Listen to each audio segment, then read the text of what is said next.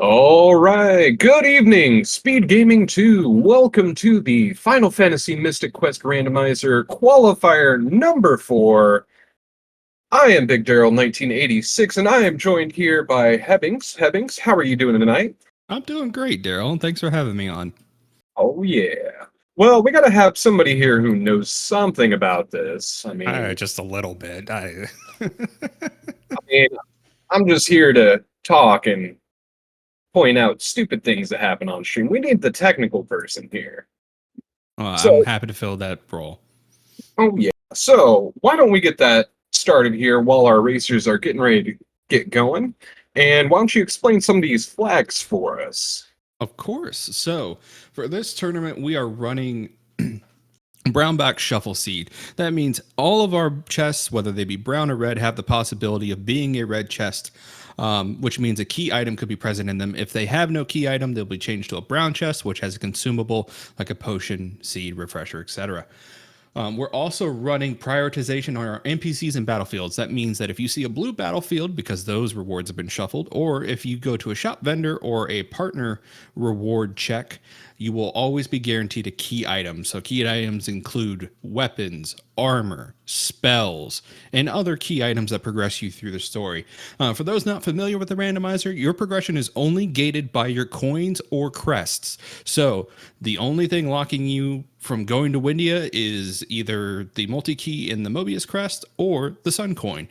Our runner's go mode tonight will be consisting of the Dragon Claw, the Mega Grenade, the Thunder Rock, the Mobius crest, the Captain's Cap, and either the Sun coin or a combination of or the multi-key, depending on if they have their Mobius crest already.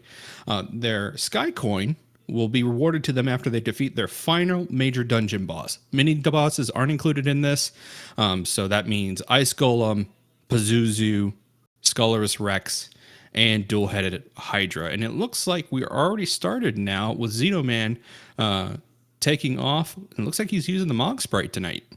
Yes, he is, and we are starting with a steel sword, which is a little disappointing, a very vanilla start, but it's fine. Captain Nerd, on the other hand, decided, you know what, I'm going to get up before this thing starts and grab a drink or something, and he hasn't gotten back yet. So, yeah, we just have Xeno going for a minute, but good. Once he gets back, well, final timing will be done based on our streamers' timers on their stream. Thankfully, we do have a race room set up that's timing everybody, but we can go ahead and account for that variance going into it.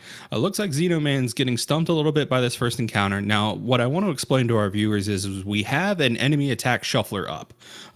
This tournament's enemy attack shuffler, or enemizer, is set to simple shuffle, which means each of the attacks used by enemies will be put together in a giant list, redistributed, and the Dark King's attacks are not a part of that list. So you won't see any trees throwing out Mega Flare, but you can get some nasty stuff. So let's say dual-headed Hydra's Fire Breath. You can get hit by Medusa's snakes. Get some nasty status effects going on there on these normal, usually throwaway trash mobs. yeah, and that was the problem Xeno was running into. He was getting hit with a Quake, which I would probably assume is either going to be the... Oh, baby. That is a nice reward from the old man. Although it looks like Xeno just realized he forgot to grab that red chest right there. Going back in. Yeah, I didn't need it. Yeah, he could have saved time and faded it, perfectly honest. Arguably might be the least useful key item in the game. I genuinely think Quake is worse than the Steel Sword. I think the only thing worse than Quake At is least the Steel Sword unlocks something. True, it is usable in the overworld for unlocking the Ice Pyramid. I've And had this tree. debate. I've had this debate. With some I do, but I've also just found in. But yeah. I've had this debate with some of my other runners on whether or not the sword is considered to be a go mode item or not. Well, in this flag set, I think it is required because you can't even get into the Ice Pyramid without a sword. Correct. Stats are not different for the player. However, with scaling, I'll let having explained that real quick, Sega Man. Yep. So for the tournament, we have 50 to 125% enemy scaling for normal enemies. That means that the enemy stats are shuffled among all of them. So they're sorted by type. So like all elves, all slimes, all oozes, etc. are shuffled with their stats ranging between 50% of the vanilla values all the way up to 125% of the vanilla values. So they could be extra beefy or a little wimpy. Our bosses, however, are only scaled between 100 and 150%. So you either get vanilla beefy or you get extra beefy this tournament. And that boss scaling does apply to Dark King. So we've had it a couple times in qualifiers already. We've had some extra beefy Dark Kings, and he is a tank. Yeah, we'll just call him Mr. Beefy. All right, He's where the beef is. Right. Captain Nerd deciding he's going to go pick up Tristram after finishing his Forester run, and he finds a blue battlefield over here to the east of the Sand Temple. The blue battlefields here are, well, battlefields when you finish, you get an item, as Captain Nerd did, and he received the Magic Ring. So Yep. The one thing you might notice here is, if you didn't catch it with the Dragon Claw earlier, progressive items are not on for these flags. Correct. So that means our runners can get equipment outside of any order. They do not have to go through like bombs to jumbo bombs to mega grenades. They can open a chest and bada bing, bada boom, you got the best grenades in the game. That does also mean, though, that you can get dud checks. So any other claw check they get during the seed is basically a dud check. It's no longer relevant. Ooh, self-destructing toads. Lovely. It'll be fine. Yeah. So self-destruct and duplicate are on the table for the simple shuffle. We haven't seen it yet this tournament, but there is the possibility of any of our bosses popping a duplicate. And all of a sudden you've got a carbon copy of that boss at its current HP value. Which, can be good or bad. I have fallen victim to the stupid sexy bird boy band before, and I would not wish that on anybody tonight. Alright, Xenoman checking the vanilla steel shield location, finding out it's a brown chest, it doesn't matter. Let's go get Tristram 1's item. And Ooh. Tristram is our gate to Aquaria. Very nice check. That also gets him out of the way. Though without bombs, our runners will have to double back and defeat Rex. He is required to get their Sky Coin. Yeah, not just that, there's plenty of chests in the Bone Dungeon that are very quick to get to. Can I just say that I love that almost everybody probably discovered that sand skip as a kid, where you jump along the quicksand and then hug the wall left to skip the fights. Now, to be fair, he didn't really need to do that on the way out. I don't know, it might be a push on the time, but I think it might have been just a little quicker to just go around to the left. Just a little bit, but sometimes muscle memory kicks in. I've seen some of our more experienced runners from the speed running vanilla community come into the randomizer and actually do Falls Basin, which is where you fight the giant crab boss. They've done the pillar basically assignments the way they push the pillar. They've done that puzzle the vanilla way, which they go up to the top left and go around and then go down and push the pillars out. Where in the randomizers, since the enemy positions are shuffled as well, you could literally just go in, push in, go around back, push them out, and get that puzzle done super quick. Yeah, and it looks like we had a red chest in the base floor of the focus tower that held the Life spell, which is probably one of the 4 spells that our players want to see. And Libra Temple holding the Libra Crest. What? Very nice back-to-back check. That's going to make it to where our runners do not have to backtrack to white. He has gated some go mode items in the past, although it looks like he's just having the mass tonight, which is going to give our runners a little bit of an easier time getting through Volcano if they do decide to dip in there. As a reminder, none of our mini boss dungeons are required. The only dungeon you might see people dip into is Wintry Cave, so they can upgrade Phoebe from Phoebe 1 to Phoebe 2. Aside from that, Volcano is not required. Mines isn't required. Giant Trees not required, although if they are gating go mode items, our runners will have to dip in there eventually. Very begrudgingly, I might add. Yeah, I believe Giant Tree is on the hit list of everybody's hate. Yes. It is a large and tedious dungeon. There was a lot of lava dome hate last year, but I think people have gotten over it since it has such a high chest density. Yeah. And meanwhile, Xenoman has made his way into Aquaria. He cleared out one of the gold battlefields before making his way there, and he picked up enough money to pick up the Venus key from I think she sells a steel helmet in vanilla. Mm-hmm. So that means that once our runners thaw out Aquaria, they will have 2 checks that they can check. Fun fact about the randomizer, the Venus key chests themselves are actually coded as NPCs. That is spicy. Not as spicy as you might think. Since our runners have already checked Tristram, they have no partner to swap out to get Phoebe 2 quite yet. So the way that your partner upgrades work in this game, chat, this is not like vanilla. Your party members will not be forced out of your party by story sequences. You can trade out partners at any time as long as you go to their trade locations. However, let's say you want to upgrade to Phoebe 2. If Phoebe's already in your party, she won't be at her upgrade spot until you trade her out with either Kaylee, Tristram, or Ruben. So it looks like our runners are going to need access to Fireberg or find Tree Wither before they can get access to their Phoebe 2 upgrade waiting for them in Windia. Sadly, because, you probably got pretty excited seeing that.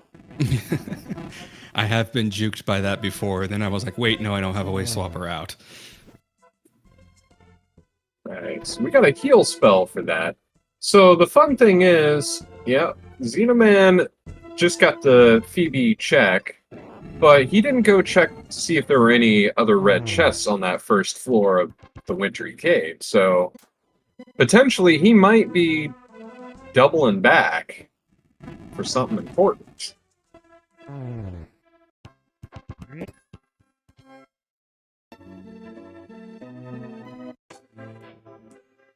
Alright. Now cleared out in a pre-experienced battlefield. Got himself a level on Xenoman's side. Meanwhile, Captain Nerd is getting his Sun Coin. And unfortunately, not able to fully explore Winter Cave while here. You need bombs to access those other parts of the Winter Cave, so our runners might need to double back if they don't find their go mode items. Typically with these flag string settings, you'll rush down your main 4 dungeons as quickly as possible, checking every chest along the way until you have go mode. And if you don't have go mode by the end of those checks, then you'll start diving deeper into your mini dungeons.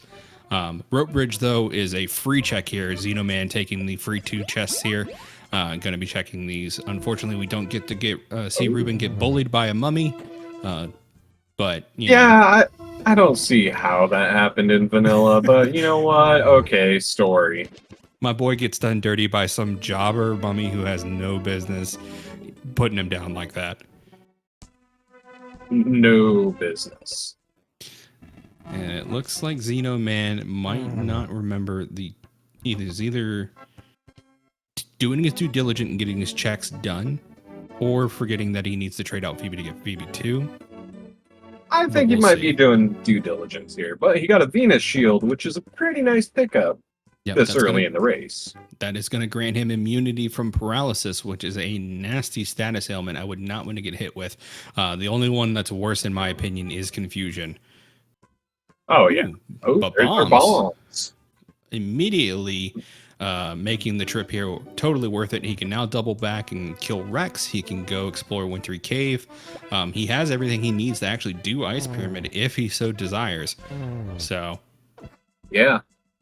I mean, a lot of options available. Plenty of options. I wouldn't know quite where to start other than saying, you know what, hey, there's Kaylee. Mm-hmm. Tree Wither in the end.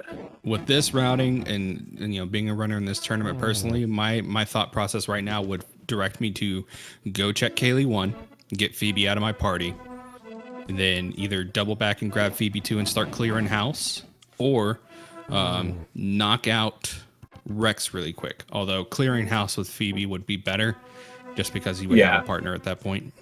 Yeah, I would say clearing out Phoebe first would be, or clearing out with Phoebe first would be the better idea.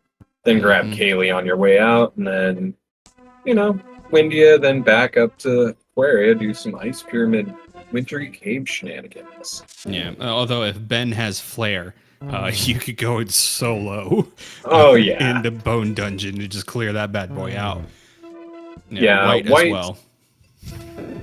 But I mean, even if you don't, just the arrow spell for black magic, because the magic system still works the same in vanilla, as vanilla, I should say. Correct. Roughly which every means- 4 or 5 levels, you get a wizard charge. So, Mhm. And that also means that the scaling is still unfortunately in place. So because of how early you get Quake in the vanilla game, it is complete garbage when it comes to damage. Thunder is also not very good because you get it so early.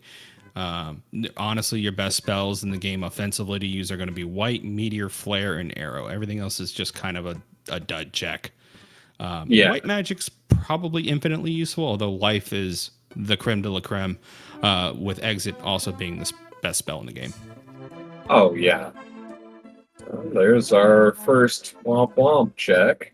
hmm Although, getting Kaylee out of the way is still good. That means that if he gets Elixir, this will be a quick trip back, and also frees him up to get Phoebe 2. Meanwhile, Captain Nerd, go ahead and checking out Mr. Krabs here with Phoebe 1. Getting this check out of the way. If Mr. Krabs is getting an item, this could pay off for him, although there's only 2 checks in this entire dungeon here, though very small. Yeah. It might be a commentator's bias here. I don't know that. Oh wow, just checking the chest and dipping out? Looks Huh. like. I mean, at level 7 with a Phoebe 1, might not be worth it to him. I mean, you've got the Dragon Claw, so you're able to deal some damage. Unless that crab rolled the 150. You should be fine, it'd just be a little bit longer. Yeah. Although the damage that you can get from some of the Enemizer shuffle attacks could also play a factor in that as well. Looks Yeah. like we'll get our first preview of Ice Pyramid while Xenoman is making his way to his first check with Phoebe 2. I wonder where he's going to go. The world is kind of his oyster right now. I feel like probably Bone Dungeon. Yeah. He's going Bone. Great question from the chat. So, can you reacquire partners if you do said level? Example, doing Phoebe 2 for someone weaker, then going back to Phoebe. Of course, yes. So, if a partner is dismissed from your party, they will go back to where you first acquired them. So, for instance, here, if he needs to check Ruben to get a go mode item later in the game, he swaps out Phoebe for Ruben. He can go back to Windy and First Floor at any time and go swap back out for Phoebe 2. Ruben is a homebody. He lives at home the entire game, never leaves, never goes anywhere else. Tristram 2 is always available in the Fireberg Inn, and deviating really quick from those locations to make mention, Xenoman just picked up Thunder Rock. That's another go mode item for him. Yep, now he can go disappoint Dr. Otto, because he wants that trebuchet builds, and sadly, that's not going to happen.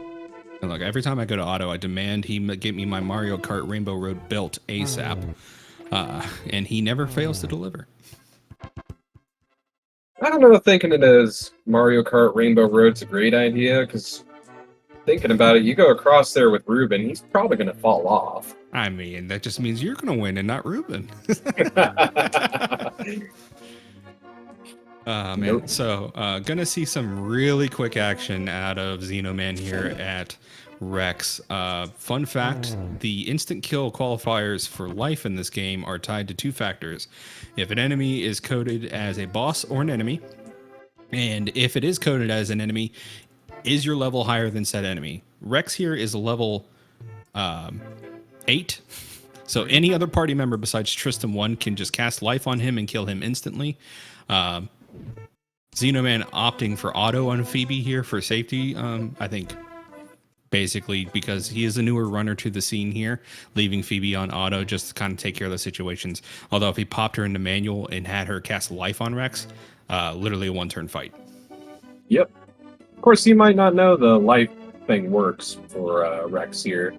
Mm-hmm. And one quick correction on that life thing, it's not just Tristram 1, it is Kaylee 1 as well, who cannot kill Rex. Correct. But if you're taking Kaylee here, well, you're probably doing this late and just knocking out this whole section at once, honestly. Yeah. If you take Kaylee 1 anywhere besides the level forest, there's some weird stuff going on with your seed, and I do not envy you. Yeah. And back on Captain Nerd's side, he had picked up a axe from the Ice Pyramid, where he gets a better more efficient axe. Yeah, but this also allows him to finish checking level forest off of his list. Besides checking Kaylee, there's also 4 chests hidden behind trees in this forest. Let's see, is there anything else? There's There one more was check. not. No, bummer. See, Kaylee 1 is a challenge. Kaylee 2 is arguably the second best partner. And she is a viable option to bring to Dark King. She is immune from petrification. So if you're having a hard time with gold webs, you can bring Kaylee 2 instead and basically put her on healer duty. She does have the strongest attack in the game with the giant axe and her strength stat, I think, being stronger than Ruben 2. Combined at least, so she will do more melee damage, but she has no magic offense to speak of when it comes to Dark King. He's resistant to wind damage, so arrows are really not going to be doing anything for you. Yeah, and I mean, I don't remember the vanilla stats, but it would make sense Kaylee being stronger, because I mean, Ruben is recovering from falling off that bridge, so... I personally put Ruben as my number 2 pick for going to Dark King, just because he does have white. Xenoman picking up his fire resistance, that's going to be crucial for the final fight. He doesn't necessarily need Apollo Helm, but Moon Helmet I think is required at a minimum to live through Mega Flare. Oh, yes. Meanwhile, Captain Nerd digging back into the ice pyramid as Xenoman going through the wintry cave. Yep, and already seeing some red chests in here, so this could pay out for him. I'll be interested to see if he attacks Squidite or just leaves him be and just is only here for the chest. Captain Nerd picking up Meteor. That is going to be a great spell for the Wyvern fight later on in the But we got a Mobius Crest sighting on Xenoman's side. Another great go mode item checked off the list. I think Xenoman only needs a Captain's Cap, Mega Grenades, and then he's basically ready for go mode as long as he can get to all of his bosses. Yeah. Yeah, Meteor is pretty good early. A lot of enemies are resistant to Quake that you wouldn't think about, but still very valuable option or viable option to just dish out a good ton of damage. An unfortunate part of Captain Nerd's early trip to Ice Pyramid here is not being able to duplicate seeds as he runs away from these invisible fights. So while all major glitches in the randomizer have been patched out, including answering the chat's recent question, you cannot cure Dark King and underflow his HP for an instant kill. That has been patched out. You can also not do 0 Mega Grenades or any underflow glitches that get infinite seeds or anything like that. That has all been patched out. Unless Dark King uses a drain attack on Phoebe, that is the only way he can underflow himself. And with these settings, that's not possible because he has all of his vanilla attacks. But you can still do minor glitches such as consumable item duplication. So let's say, for instance, Captain Nerd were to run into an enemy and he had seeds on him. He could go put his partner in manual, have Ben use a seed, and then back all the way out to run away from the fight, and he would get 1 extra consumable item of seeds to use in the next fight. Yeah, cure a kill is a glitch. Oh yes, and back to the question: is the axe not needed? The axe is only going to be needed if a tree is blocking a red chest. The only time you would need the axe for anything else is if you have to go to the giant tree. Nope, not true. Switches in P Tower, and you need to use the switches to kill Pazuzu, so they are technically going. That is true. I had forgotten all about that, so we need to add that to the list of requirements. Indeed. You don't think about some of these things as you run through them, chat. You just kind of like remember them as you get there, and it's like, oh wait. Right. But yeah, Xenoman over here, he's fighting his crab. Oh hey, the crab's dead. And disappointment. Very nice recent addition that Wild Ham has made to the randomizer there in Falls Basin. Originally, the crab was in his vanilla location right in front of that exit. And he made it to where the chest reward for Falls Basin was placed underneath Crab. So basically, you were blocked out and you had to leave through the front door. He's since shifted him one tile to the left. So now after you kill Crab, you don't need to have exit to leave really quickly. You can just bomb that door and leave. Yeah, but it's also introduced as part of our floor shuffle, I believe. Mm-hmm. That also brings me on an interesting topic about the mini bosses. So all the mini bosses now have had adjustments to them to make them more interesting for our run. So originally in a lot of the mini boss dungeons, you couldn't get a reward.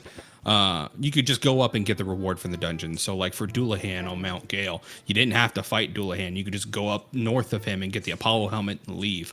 That has been changed in the randomizer. That chest has been placed directly under Doulahan, so you have to fight him to get that chest as a reward. Same thing has been done for Medusa. She's been moved on top of the gas mask chest. Squidite is vanilla because he was always sitting on top of his chest. Mr. Krabs has had the chest placed under him. And who else has been changed? Jin is still the same. Yep, and there is one other thing we should briefly talk about. I mean, we mentioned it a little bit ago when we talked about Phoebe 1 giving out her cat claw. But Ruben 1 also now gives out an item after you beat Jin and go talk to his dad, Arian. Correct. And you do not need to save his dad either. So if you don't have mega grenades and you go and step on that spot that you would normally throw them from, Ruben will hand you an item and you guys can peace out and leave his dad stranded there forever. But if you do have mega grenades, you will also free his dad, and his dad also has a key item check. Yeah, and in vanilla, it was the Thunder Rock. But also, fun thing about the Ruben handing you an item, that is his trigger to level up to his second form. Mm-hmm. Ruben 2 is probably the quickest upgrade to swap out for, just because Tristram is hanging out in the inn right next door to his house. So if you do have to settle for Ruben 2 for the early part of your run, you can upgrade Ruben to Ruben 2, immediately head back to Fireberg, go into the inn, grab Tristram 2 at the bar really quick, walk back over to Ruben's house, bada bing, bada boom, you have a partner with a white. His dad also has pizza rolls. Well, you know, they're no bagel bites, but yeah. Are we about to discuss the merits of pizza snacks? You know, I don't think I've had bagel bites in over 20 years, so I don't remember. Meanwhile, I had a bag of Totino's pizza rolls like a week ago, so... The poor man's pizza snack is getting an English muffin and putting some pizza sauce and some cheese and pepperoni on it and popping that in the toaster oven. Done it. Mm-hmm. Not a bad snack. No. Speaking of snack times, I don't know where I'm going with this segue, but I am going to mention here that Xenoman making steady progress, gaining on Captain Nerd here just because of having Phoebe 2 in his party. You can really see the difference here. And Xenoman getting to show off a glitch. Fun fact, Phoebe doesn't have white in her arsenal. I mean, not white, arrow in her arsenal. She's not supposed to be able to cast that spell. But if you leave her on auto, sometimes she'll just use it. Yeah, I'm pretty sure she was supposed to have arrow, but they just decided, nah, don't give it to her. But yeah, Captain Nerd is a little bit behind here because Xeno took some better routing, but... Mm-hmm. Yeah, those explosives not being in his inventory right now prevented him from finishing out Ice Pyramid, which is going to make him have to double dip into that dungeon. It's going to cost him a bit of time there. Meanwhile, yeah. Xenoman is going to immediately benefit from having explosives, going to be able to full clear this dungeon.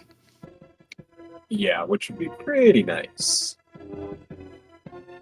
But Captain Nerd is making his way through the rope bridge where he gets, you know, his downgraded accessory. He's going to go buy himself an item in Windia. And, yeah, he's going to be on his way to catch him back up. I will say, Daryl, you're pretty familiar with Randomizer. How long did it take you to get used to the speed hack changes that we've applied to the Randomizer on places like the Ice Pyramid Bridge here? The Ice Pyramid Bridge is still the only thing I might, like, tap on. Everything else, I got used to it real quick, but I mean, some of those turns, I just, I don't have a good time with. Yeah, so chat, if you're not recognizing it now, and trust me, I had the same feeling when I first saw the randomizer. I'm like, yeah, Ben always moved at that speed. French vanilla magic mirror. I hate that. Anyways, yeah, Ben is moving at double speed here, which can be a little tricky for new players to the randomizer when navigating bridges, especially in the revisit to Pazuzu's Tower and Doom Castle, areas where you can fall off. You just kind of lose gauge of your speed and fall off. Yeah, Tax, that is a pretty good plan unless you have these flags where you have to beat the ice golem. Indeed. There is some merit to pre-saving in strategic locations before checking. So for instance, like if you save on the overworld on the mines, if you find out that there's completely nothing in there at all, you can dip out of the section behind Jin instead of having to walk all the way back. Having exit alleviates that problem, but neither of our runners have found exit so far. Not yet. Yeah. I mean, it is a very possible thing that it's, you know, behind Dullahan or that blue battlefield in the Windia section. Or it could be buried clear at the end on the way to Dark King. We don't know. Mm-hmm. I have had exit be on that final staircase. It's a little rude. But worst I've seen is the life spell in the twin-headed Hydra room. Oh, that one can be pretty bad too. Captain Nerd now getting his bombs and basically getting access to everything else except for a couple checks in Lava Dome and freeing Mac's ship. Also getting his tree wither. We could also we could see a swap out here potentially as well. Yeah, it's just a matter of what order he does it in, I feel like. Mm-hmm. Meanwhile, Xeno just deciding, you know what? I'm gonna open some chests. He got seeds. My man's won the lottery. I saw that head nod. I felt the same way by taking a gamble on opening brown boxes.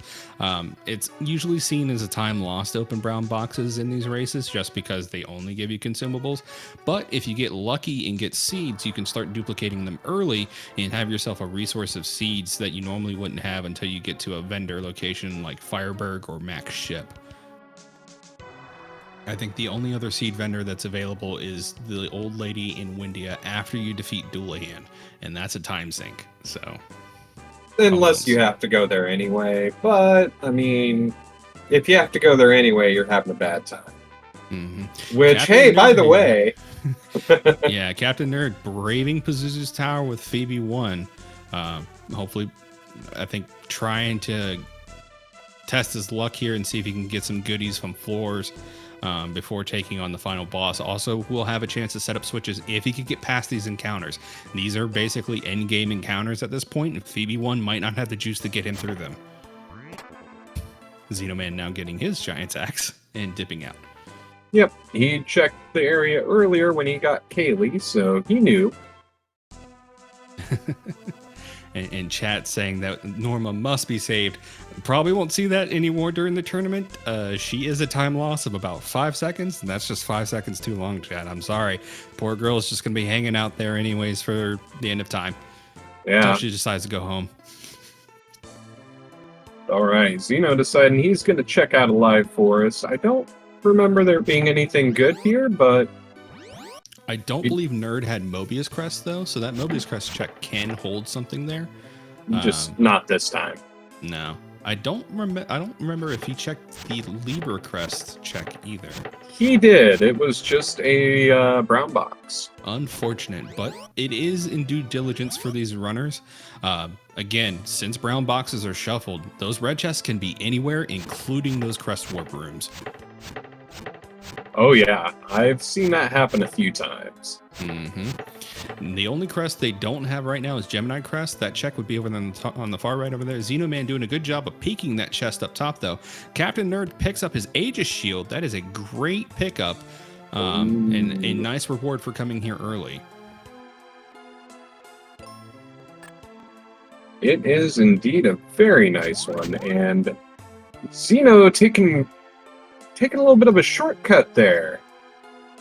Yeah, Zeno is still looking for his access to Fireberg. He does not have the Gemini Crest and he does not have the River Coin.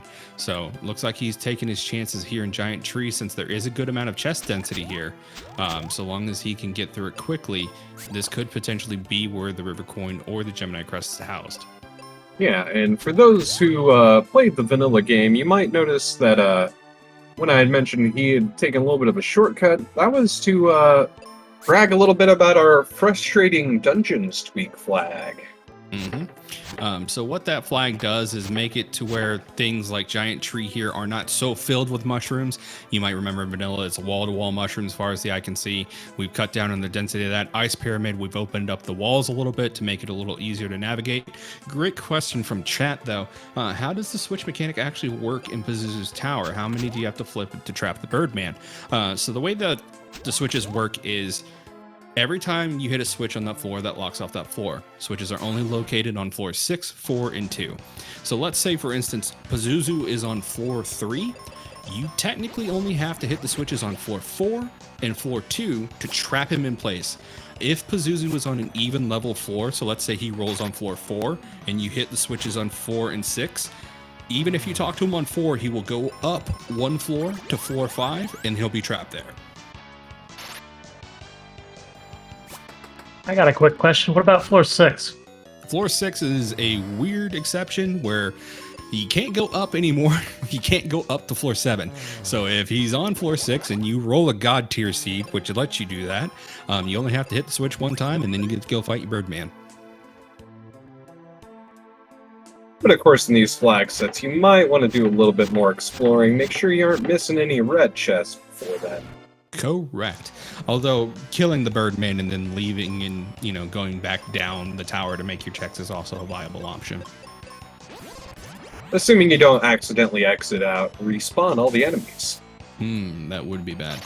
Speaking of enemy respawn, if you do decide to take out Ghidra in Giant Tree, as long as you don't walk out the door above him, all the enemies in Giant Tree will stay despawned forever. Triton, another important question. Do the switches save if you leave? They do. So if Captain Nerd here hits all of his switches and then pieces out, those switch positions are stored in memory as being toggled. He does not have to go back in and hit the switches again if he leaves P Tower, thankfully. Yeah, I feel like I did that as a kid and it didn't save, but I don't remember. Because I feel like I might have learned my lesson and I've just always finished it if I hit the switches, or... I'll be honest, it's been so long since I've replayed through vanilla, this could... the switches staying in position could be a feature of the randomizer, but I do believe they do stay in position, even if he dips out. Yeah, I haven't played through vanilla in about a year and a half, so maybe a little bit longer, give or take.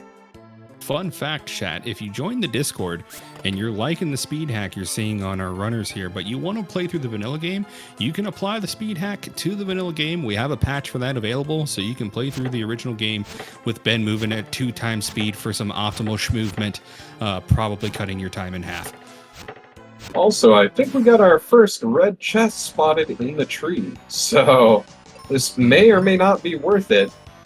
Yeah, meanwhile, Captain Nerd getting a very bad formation. I honestly think this is one of the worst enemy formations you can get. And relying purely on Dragon Claw, Petrification, RNG to get through this encounter. Hopefully he doesn't get stuck here too long.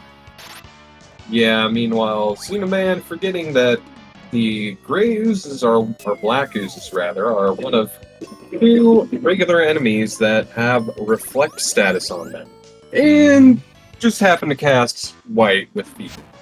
Yeah, it's unfortunate. The only other enemy is present on Captain Nerd's stream right now. That green tentacle monster, the Beholder, also has the reflect property on it. So if you cast a spell, the damage will be reflected right back on that character. Yeah. It was never fun as a kid. Like, once you hit this area, you got that reflect, and then you're like, okay, do I cast a spell on these guys now? Yeah. Although both enemies with the reflect property are weak to explosives, so you know, Yeah. when modern magic doesn't play out for you, you move to future magic, aka science, to solve your problems.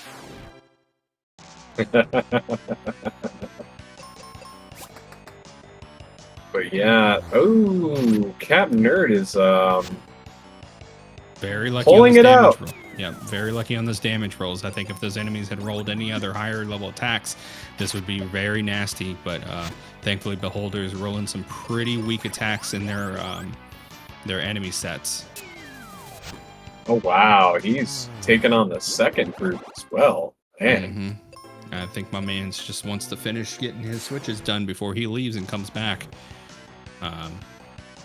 Unless he decides to take on Pazuzu with Phoebe 1. No. No one is that crazy. Look, last tournament, let me regale you with a story of people having to fight Doulahan with Tristan. Oh, 1. I remember that one. I remember that unfortunate seed. Yeah, sometimes the seed giveth, sometimes the seed taketh away. Xenoman now getting access to his hermit. This will give him technical access to Fireberg now. He can leave, go to Windia, teleport through the kid's house to the hermit's basement, and now leave and get to the rest of Fireberg, not needing the River Coin anymore to get access to that region.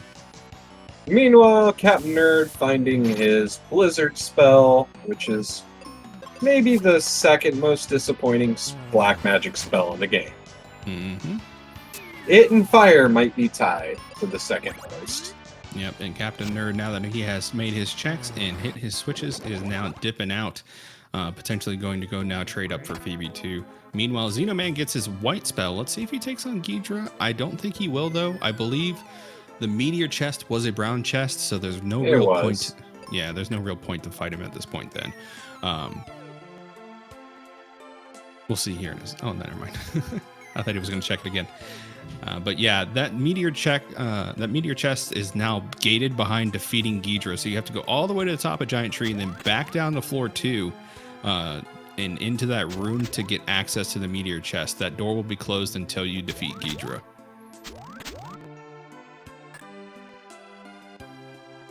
And Nerd going and getting his bone dungeon clear now. Phoebe 1 being a great choice for this. Let's see if Nerd decides to do the life kill. And hopefully Xenoman will queue into the items that he has and make the connection that he can now get to Fireberg from Windia. Yeah, it'd be a little bit easier than trying to deal with Mount Gale at this point. Or Pazuzu's tower. Yep, Haddix being another contestant in our tournament this year, pointing out that there are 2 chest checks in that room leading to the meteor chest check. Those could potentially have items shuffled into them, although with the items that our runners have, I don't necessarily think that they will be gated behind those. Captain's Cap is still out in the wild, though. I just noticed that. And that can literally be anywhere, including Captain Mac's ship. So The only place it can't be is Doom Castle.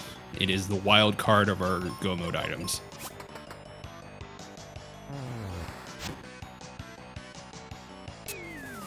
But Xenoman deciding he's going to take on that item battlefield while Captain Nerd is going through the Bone Dungeon, so I think Captain Nerd's going to follow the same path that Xenoman did and clear out the Bone Dungeon, then get Kaylee. And then probably Phoebe. Indeed.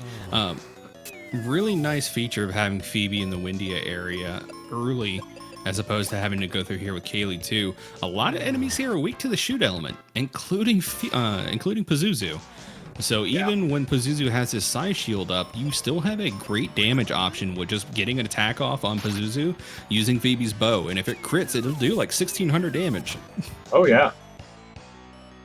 Now, it's not as great as Kaylee 2 casting Arrow on him, but it's still pretty great.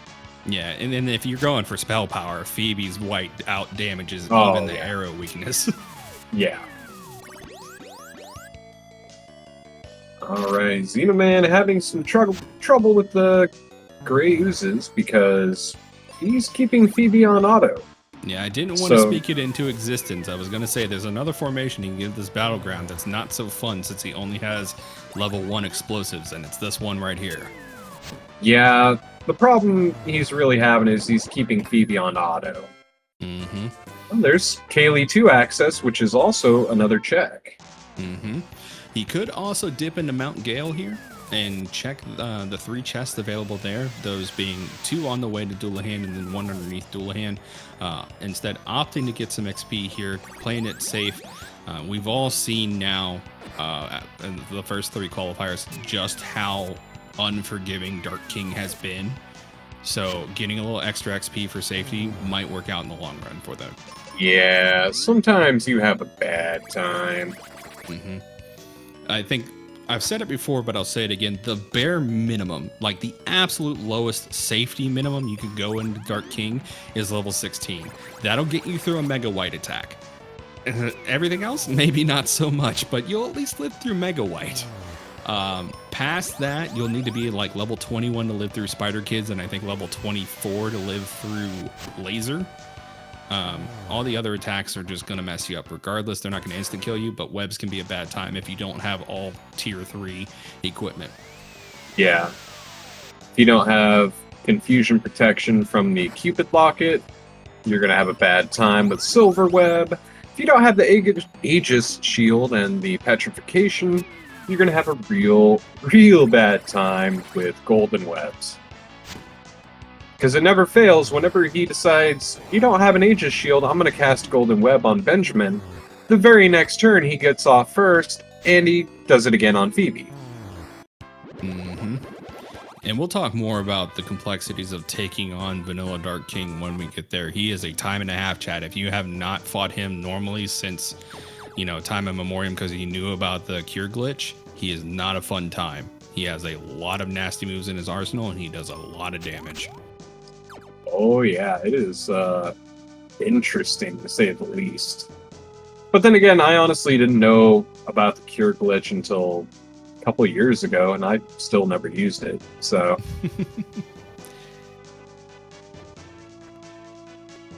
but all I right. did also want to bring attention, since we had time until our next fight. So Xenoman's going to check Vanilla. I think he's about to check Vanilla. No, he's not. Okay. I thought he was about to check the Vanilla location for the Apollo helm, and I was like, that's been moved under Doulahan. But you'll notice our runners aren't using Benjamin. They're using other custom sprites. I did want to bring mention. We have 76 current custom sprites available at ffmqrando.net for anybody rolling seeds to use. Xenoman using the Mog sprite, Captain Nerd using Edge from Final Fantasy IV. And we have a very active spriting community. I think we'll have even more coming here soon. And we also have the ability for you to upload your own custom sprite immediately, like directly to the site, and you can use them right away without having to wait for the community to get them embedded in the website. So if you want to run through as your favorite Final Fantasy character, as long as you can get them fitted into the constraints of this game, you can play through this game as, Cloud, who's available, or, Warrior of Light from Final Fantasy 1, etc., etc. Yep. And Xenoman is using Mog from Final Fantasy VI, not the generic Moogle from Final Fantasy V, which is also in the sprite. So, meanwhile, Xenoman did go ahead and dip out of Mount Gale after basically reaching Doulahan, so that's a little bit questionable. I think it's finally locked in that he can get to Fireberg from here now. Let's see. Yep, there we go. I think probably trying to last check that location, but let's see what the Hermit has to offer, and it is Arrow. That's a very nice reward from the Hermit. That is not bad. Fun fact about the Hermit's room, if you go in through Windia and then try to leave without having the multi-key, he will let you know promptly that he's not trapped in there with you. You're trapped in there with him. One of the fun little dialogue changes we've had made in the randomizer. I know our runners are just skipping through this dialogue, but if you do have a chance to casually play through the randomizer, we've had some fun tweaking some of the dialogue for our runners, like mentioning the fact that Kaylee is indeed the daughter of a sailor, and she will speak exactly like one. Or Ruben making up fake illnesses to get out of going with you on your adventure. Oh yes, and Xenoman making a really curious play here. Picked up Ruben and then backtracked to Windia. I mean, best thing I could think of is he's gonna go get Kaylee 2 right now, and then bring her back, swap Phoebe 2 back in, and grab the item Kaylee 2 gives. But Yeah, I think what we might be suffering from here from our runners is a little bit of decision lock. So what can happen is if you have too many choices available to you, you kind of get stuck in a loop thinking about what would be the best option without actually making any movements towards forward progression. It happens to a lot of people. So that's Good what we're seeing old- here, but we'll get out of that funk here in just a second, I believe. yeah, good old choice paralysis. Because no one's ever been crippled by the undaunting freedom available to them.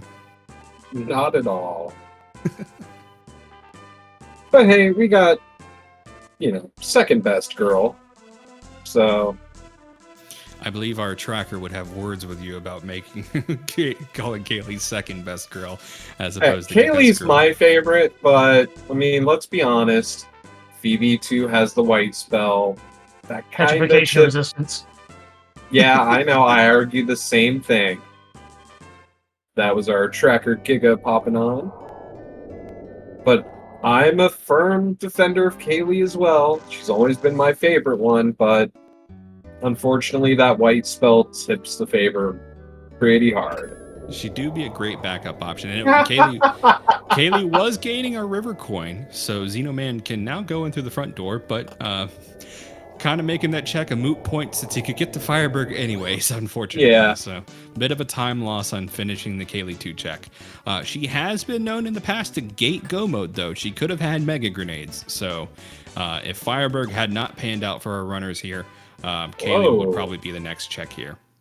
Yeah, there we go. Xenoman deciding he's going to dip back into Firebird because, A, he hasn't checked the shop here.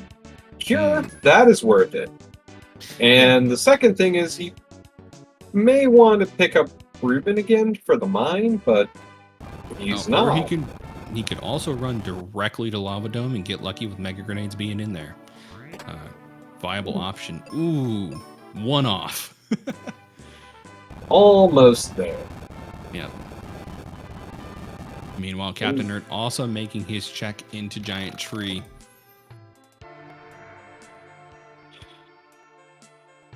And Xenoman going to go ahead and clear out mines with Phoebe 1. I've done this strat before. It can potentially be a faster way to do it, although it seems slow.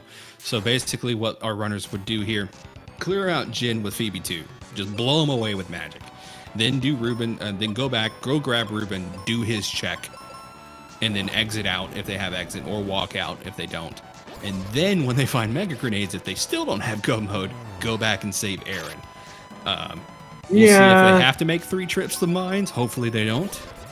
See, my only problem with that is, A, it's triple dipping as opposed to worst case double dipping. And B, Yeah.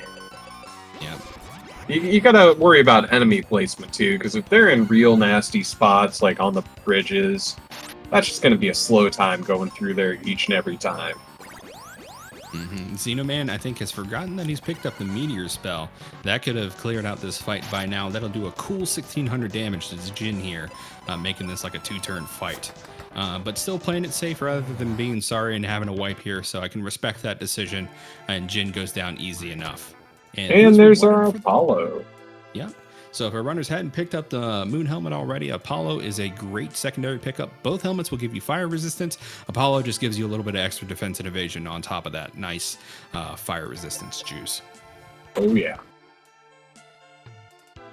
And I see Xenoman is also a subscriber to the Kill Jin first, then check the other chest later school of finishing mine.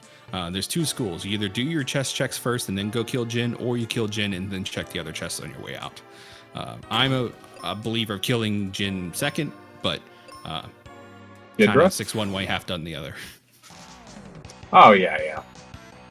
For some reason, I was looking at Captain Nerd's screen while you were talking about killing Jin. I'm like, wait, you mean Ghidra? No. Yeah. I love the fact that they named a boss in this game after a Godzilla monster, by the way. Yeah. Love me some Godzilla monster names.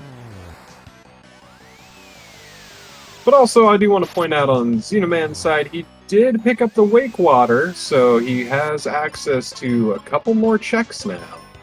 Well, actually, 4 more checks. Spencer could be holding onto our mega grenades, being an absolute jerk. Or or it they could could be be- locked behind Norfolk's tower. Yep. We may find out fairly soon. It depends. I figured Xenoman's probably going to dip into Volcano, do a couple quick checks there, and then jump into Lava Dome, but Yeah, Volcano can, because of its check density, can have goodies hiding in there. Noble armor upgrade for Xenoman. That is going to give him immunity from poison and give him resistance for water attacks. A great piece of equipment to have. Honestly, you don't need Gaia armor or Noble armor for the final boss fight. Definitely helps boost your defense and evasion now. yeah, especially a good idea if you're running low levels. Yeah, poison is middling to say the least. It's really like the most subpar status ailment you can get. It does a minuscule amount of damage at the end of every turn, but it does cost you time to watch that damage tick, and it can be the deciding factor in a Dark King fight, just getting you just under the threshold to be killed in one shot. I've seen Phoebe 2 take that route a couple times. Unfortunate, yeah.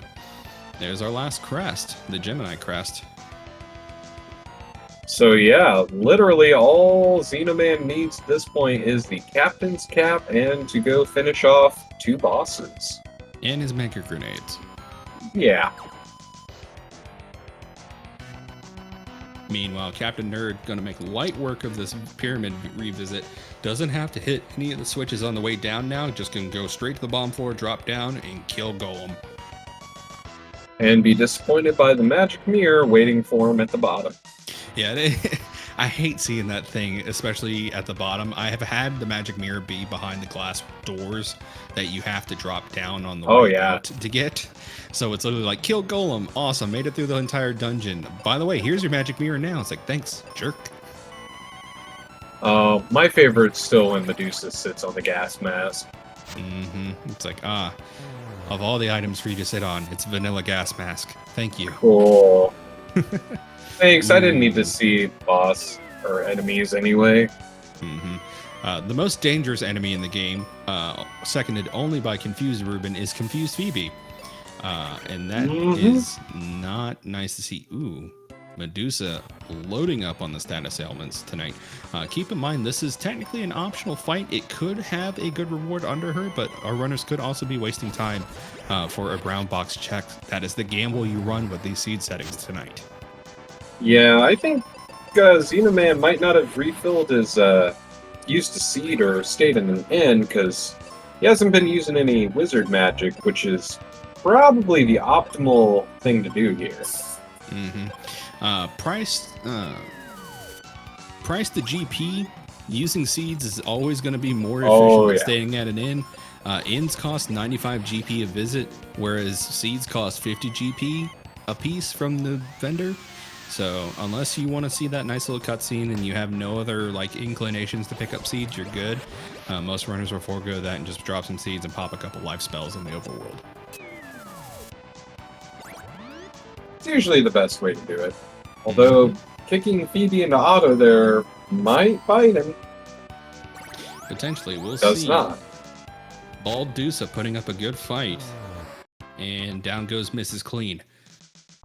And cure potions. You hate to see it. Well, I mean, it's the one check you don't make that it's always going to be what you need. Indeed. If this was another seed, that could have been a go mode item. That could have been Captain's Cap. It's just the way the randos sometimes. Yep. It probably would have been make grenades.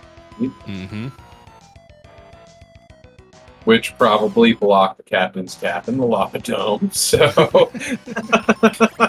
Yeah, I've had a Mega Grenades Gate Captain's Cap before in Lava Dome. So it's...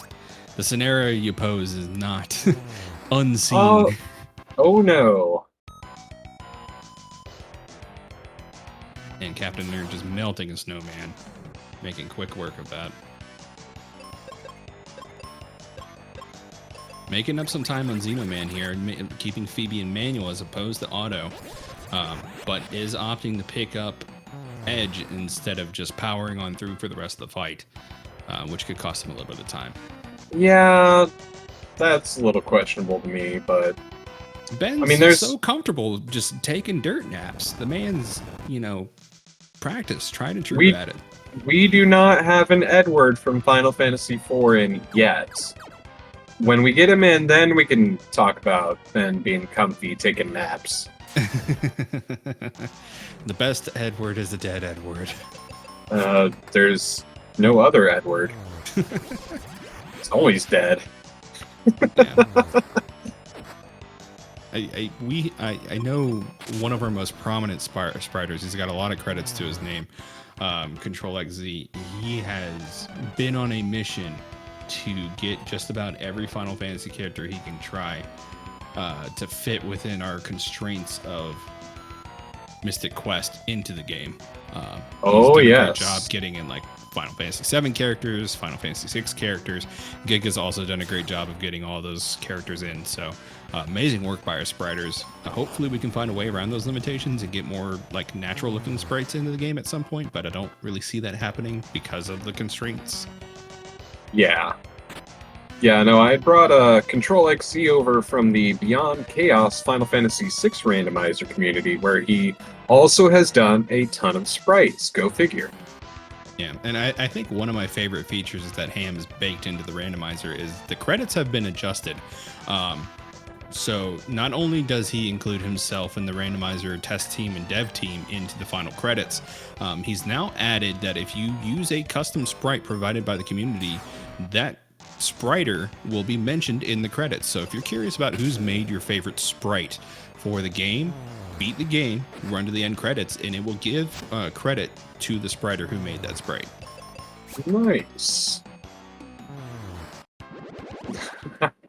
RPG Mill preferring 7-Up to Sprite. Well, hey, just so you know, the cool spot mascot for 7-Up is a playable sprite in the Mystic Quest randomizer. man, cool spot. That's an old video game I have not thought about in years. That is a playable sprite that our community has gone out of the way to put in the game for whatever reason. And it also a brick from Lufia 2 or a cube. That's also a playable sprite. Chad, if you want to see the plethora of sprites our community has put into the game, check out FFMQ Rando.net to check those out. Scroll down to the bottom to your sprite options. There's 76 to choose from currently. They're a great time. There's like Chrono Trigger cats you can play as. Yep. 4 different Chrono Trigger cats. It's a good time. And there's our last black magic spell on Xenoman's side. Fire in the lava dome. Well, I mean, it's fitting. Fitting, but worthless. It's sad, but it's fitting. Yeah. Now we're on to the treasure room, my favorite room in Lava Dome. I believe this room and its connecting rooms house about 10, 15 checks. Xenoman dipping out, though, for some reason. I think, remembering the Mega Grenade room. And opting to go ahead and check that now. There is a red chest hidden behind the Mega Grenade check that could be our captain's cap. The potential is there. It could be exit as well. Oh, yes, it could be.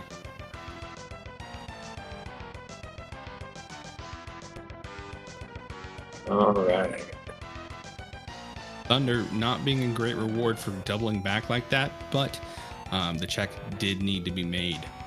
Thankfully, he's already cleared his way of all the enemies, though, so he can just run right back to the treasure room and finish checking that area and then go on to Dual-Headed Hydra. Yeah, thankfully it's only like, what, a 20, maybe 30-second loss in time, but... Roughly.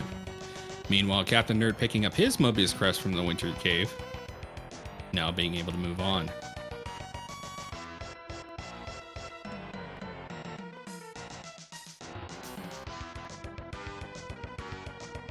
All right, as Xenoman makes his way into the more chest room, what do we find? Exit. Honestly, the best spell in the game. Not only does it allow you to just banish enemies to the Shadow Realm in combat, you can use it to instantly warp out of any dungeon, and as part of the randomizer, if you're on the overworld, even if you have 0 white spell charges, you can use the exit spell to warp back to the level forest in case you get soft locked. Huh. Last one I did not know. A lot of us have been starting to use it as quick ways to get back to Kaylee, so we can get Kaylee 1, Kaylee 2, or Bone Dungeon revisits out of the way, since it just places you right back in the Forester region, no matter where you are. That, I bet, is something many, many people don't know about.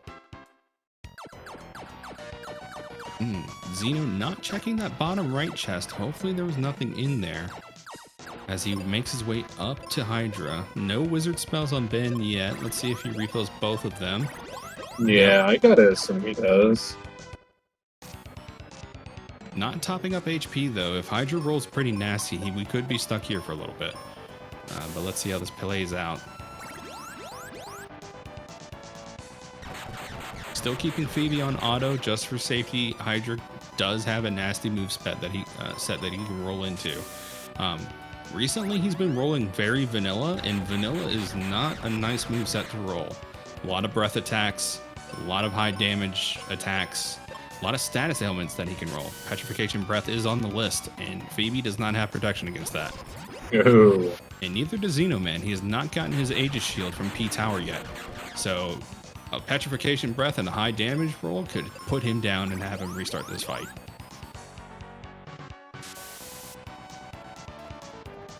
Yeah, and it looks like the Hydra rolled pretty fast. So... opting for Arrow instead of the Giant's Axe, well, that's interesting. It is not going to be as powerful as hitting with the Giant's Axe, but it will be more consistent. Magic cannot miss in this game unless it's reflected, or it's white magic. So you can miss with life and with exit. But we're not going to be using that on most bosses anyways. And one thing I want to point out is the Dragon Claw or Claw items in general still give a little bit of a boost to magic, so you can do a little bit more damage if you equip a Claw when you cast magic. Same thing with our tier 2 and tier 3 swords. Those don't give a bonus to magic, but they do give a bonus to your speed.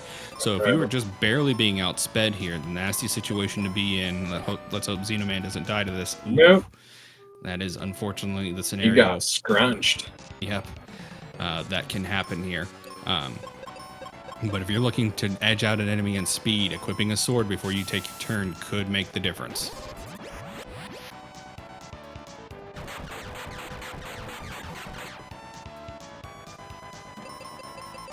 But either way, we get to listen to some of the best boss music on Super Nintendo, so there's that. Never disappointed with Mystic Quest music. I am a bit sad we didn't get to hear one of my favorite tracks, the Mount Gale, for a little bit longer, but it's fine. Our runners still have to go fight the Jerkbird, so we'll hear it again in Pazuzu's Tower soon enough. Yeah. No, Megalomania for Live Alive or Live Alive is the best. I said this is one of the best. That is one I will not. Dark King's great, but Megalomania? I mean, that is top tier Super Nintendo songs, period. It is. Not to mention the remaster did it justice, in my opinion. So some of our eagle-eyed viewers here might notice that dual-headed Hydra, once it gets below a certain HP threshold, changes its strategy up a little bit. Instead of the AoE breath attacks, it switches to using Thunder and a few other nasty abilities, including that Petrification Breath. Basically, when Hydra hits 50% HP, it will change up its moveset. Xenoman putting down the nasty dragon, though, moving on now to Pazuzu's Tower for its final check location until he's able to get go mode. Still missing Captain's Cap, though. We have not seen the hat on either of our runners' screens. Well, we're not completely finished in all the areas yet. we still have to go through Aquaria, which he's got a shortcut to right now. But real quick, I want to get back to Mel's comment. Live Alive was a Super Famicom exclusive, from Japan only, correct. However, we did have the option of playing translated versions, so I still consider it part of the Nintendo line. Xenoman has a nice little row of battlegrounds here. Max Cap could be in one of these two battlegrounds, in which case he'll be able to completely forego going to Aquaria, doubling back. This could be his Mega Grenades and his Captain's Cap in these two battlegrounds. We'll see how this pans out. It will be annoying to go through these fights. There's 5 of them, but pretty easy encounters, all things being considered. Oh, yeah. I mean, be quicker with, well, just as quick with Ruben, but, I mean, it's fine. At this point in the game with Giant's Axe, level 18, you're good to fight these solo, honestly. Meanwhile, Captain Nerd is joining him on the same battlefield. Our runners are converging, although Captain Nerd has opted to pick up Ruben, probably looking to knock out mines all in one go. I'm gonna be so sad when Ruben is holding on to Mega Grenades or Captain's Cap. I've had that happen. Yeah. And it's so mean. Especially if he's holding on the Mega Grenades. There's Flare. Well, It's a there's great our reward. damage. Yeah, it's a great reward, but not the one our runners are looking for. At least Xenoman. Captain Nerd will definitely take it. He's a little bit behind. I think the only other piece of equipment our runners would really like to see that's not Go mode adjacent is Cupid Locket. Cupid Locket grants Ben the immunity from confusion. Honestly, a terrible, terrible status ailment to get inflicted by. Oh, yeah. So having that for silver webs would be great. Ooh, Jeez. Dud Charm. Oh, Xenoman forgetting he has the river coin? No, it looks like he's going to double back and Okay. grab Ruben and go ahead and Okay. check mines. Ruben could have our cap. He could have our Mega Grenades. Yep. Or he could have And- a Cupid Locket, I think. It's got some kind of phase-on exposure illness, so, I mean, it's fine. Yeah, the Knight Sword and Excalibur are still also on the drop table, but nothing else is a really key item adjacent for our runners here. We've got Knight Sword, Excalibur, Mega Grenades, Gaia Steel. armor. Steel Shield, Gaia Armor. Nope, we did find Steel Shield earlier. Oh, that's right. Yeah. Cupid Here's Locket. our Cupid line. Unfortunate. Xeno opting to walk out. There we go. I was like, you gotta exit. Use the exit. There we go. So still not able to save Aaron. Looks like he might be forced to dip into Aquaria here, thaw out the upper continent. Ooh, Steel Helm, aka the tin can. Yo. Fun fact about that warp there, if he'd used exit after warping into that room, he could have ended up on the upper half of Aquaria, skipping the thawing process completely and going straight to North Focus Tower. Or he can just warp from Firebird to Aquaria. I mean, either way, he's getting access to Spencer's place this way, so... My money is on the old codger holding onto our Mega Grenades from our runners. That's a very real possibility. I mean, at this point, we only have this, the back Focus Tower, and Mount Gale. That's the only real checks that we haven't seen between the two runners. Everything else has been pretty much 100% cleared out, except for the Mega Grenade chest, which had life in vanilla. Knight Sword. Captain's Cap. Cap. Okay, so very real possibility that Focus Tower has our Mega Grenades. Yep, and that also rules out our Lava Dome check as a potential candidate for holding back Go mode. It can't have Mega Grenades if it requires needing Mega Grenades to open it. Yeah, so chances are it's going to have the Excalibur, Gaia armor. Yeah.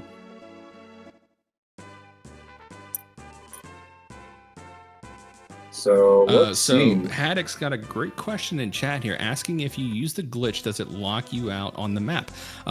Weirdly enough, you can exit the frozen area by just walking from the battlefield down. Hey, mega grenades! There it is. Walking down from that battleground into Libra Temple, it'll let you walk down, but it will not let you walk back up. But even if you were potentially quote unquote soft locked up there, you can still use exit on the overworld and warp back to level forest to get out of that kind of situation. But no, you're not soft locked. Yeah, and don't worry about not knowing that, Haddix. I didn't know that until not even 5-10 minutes ago when Heb told us about it. And I'm like, what? Yeah, no problem. Xenoman probably. Gonna go check Arian for reasons? No, probably taking the Hermit warp. Yep. Oh, to okay. India, as opposed to walking on the way back. Honestly, probably a quicker way to travel there than walking back through the Focus Tower and taking the overworld walks. Yeah, no, it just threw me off when he went via Aquaria instead of just up and around.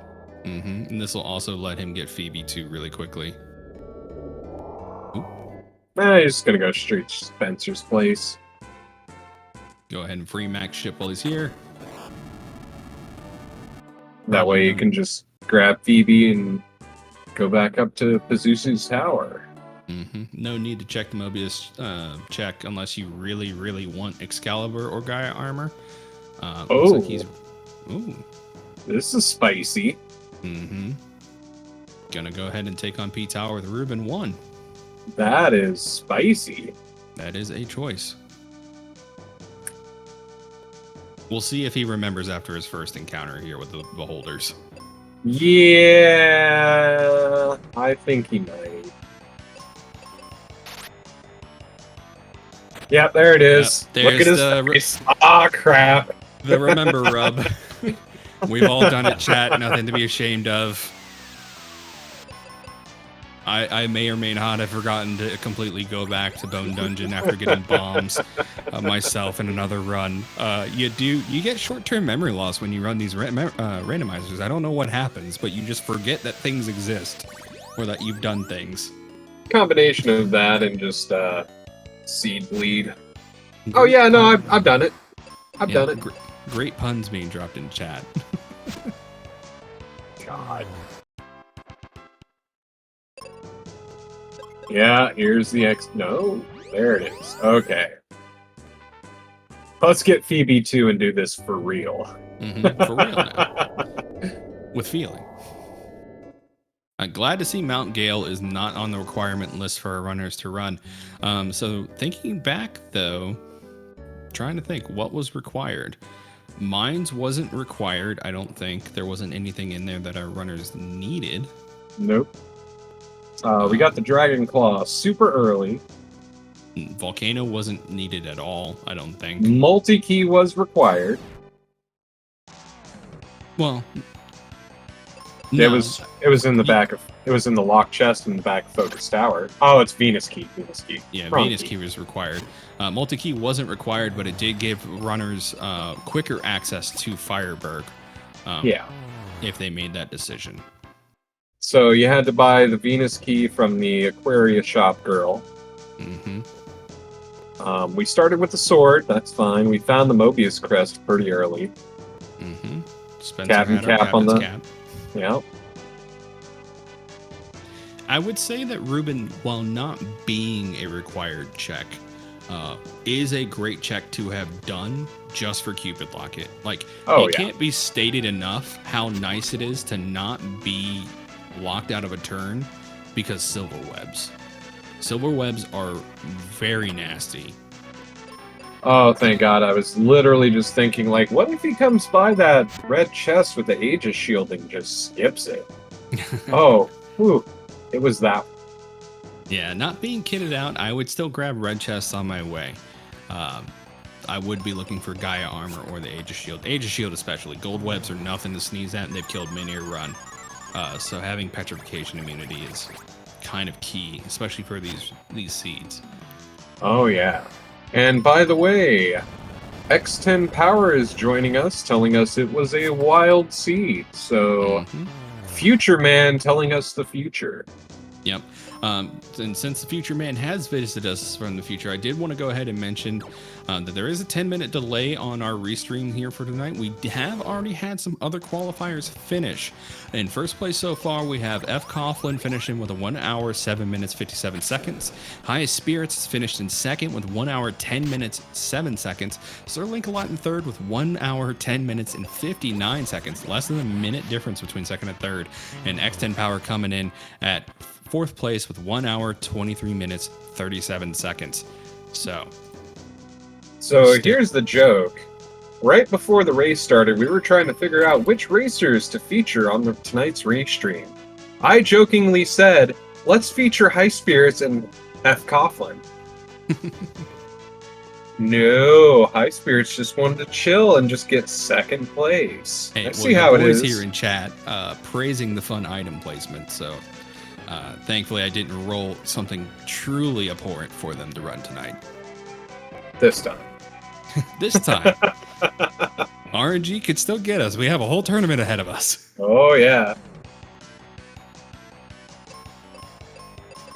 Hey, look, I take no responsibility for RNG's taking the wheel on some of these rolls, okay?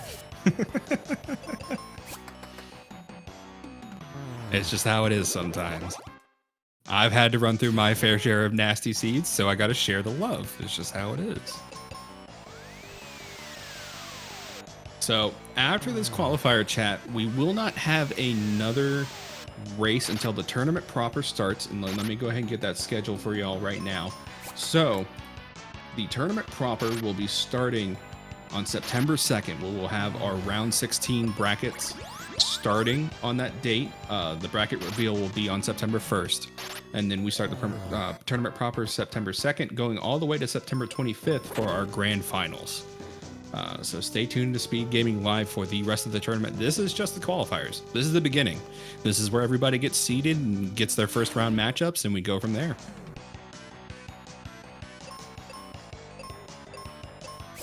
Yeah. Meanwhile, Captain Nerd is digging through the lava dome here. Yeah, he is picking up a little bit of pace on Xenoman, so that is a plus, but he still has to go fight Pazuzu himself, so... But he's already locked him to the floor, so should be a little bit quicker. Indeed, and I am not expecting a lot of resistance for the rest of Xenoman's run, barring Pazuzu and Dark King. He's pretty kitted out at this point. None of these enemy fights are going to be too much of a challenge. Ooh, Blizzard.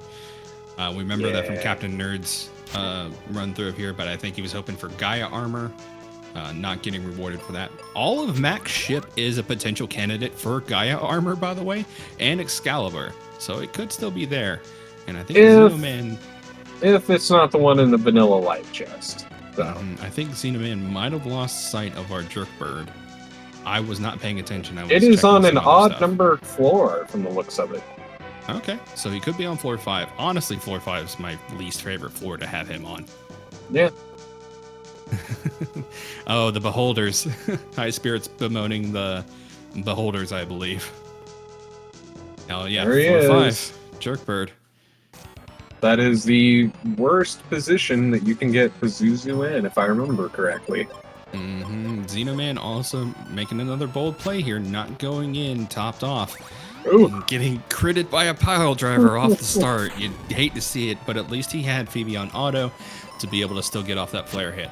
So chat, the way this works is if Ben has prepped an attack and your partner either preemptively casts life or you have them on auto and they cast life on Ben, so long as your partner goes before Ben, which spoilers unless Ben's max level, that's always going to happen, and the enemy kills Ben, Phoebe or whoever your partner is will pick him up and then he will get his turn.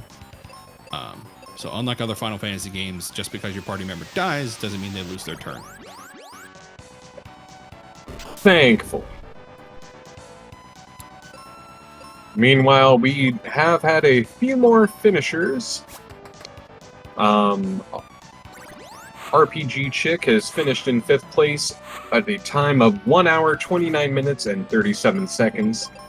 Our creator, Wildem, has finished with a time of 1 hour, 29 minutes, and 47 seconds. How about that for 5th and 6th? 10 That is second difference. 10-second difference. That is, that's beefy.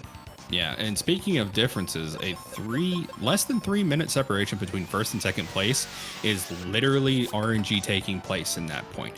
Like below a 5 minute difference, that is just the difference of getting lucky on a boss fight or potential routing luck in making your gambles on where to go next for your checks. So just because 5 minutes does sound long for people who are familiar with speedruns, in randomizers, that's not a ton of time separation between first and second place. And with us rolling new seeds for every race, you know, that time disparity can be flip-flopped or rolled the other way next time. Yeah, 2 minutes, 10 seconds. That's just one wipe. Yeah. One wipe to King, one wipe to Jerkbird. I wouldn't say King or Jerkbird, depending on where it was in the fight, but Yeah, King or Jerkbird, you're looking more like 4 or 5 minutes. yeah. Depending on Dark King, of course. Yeah, depending on the phase.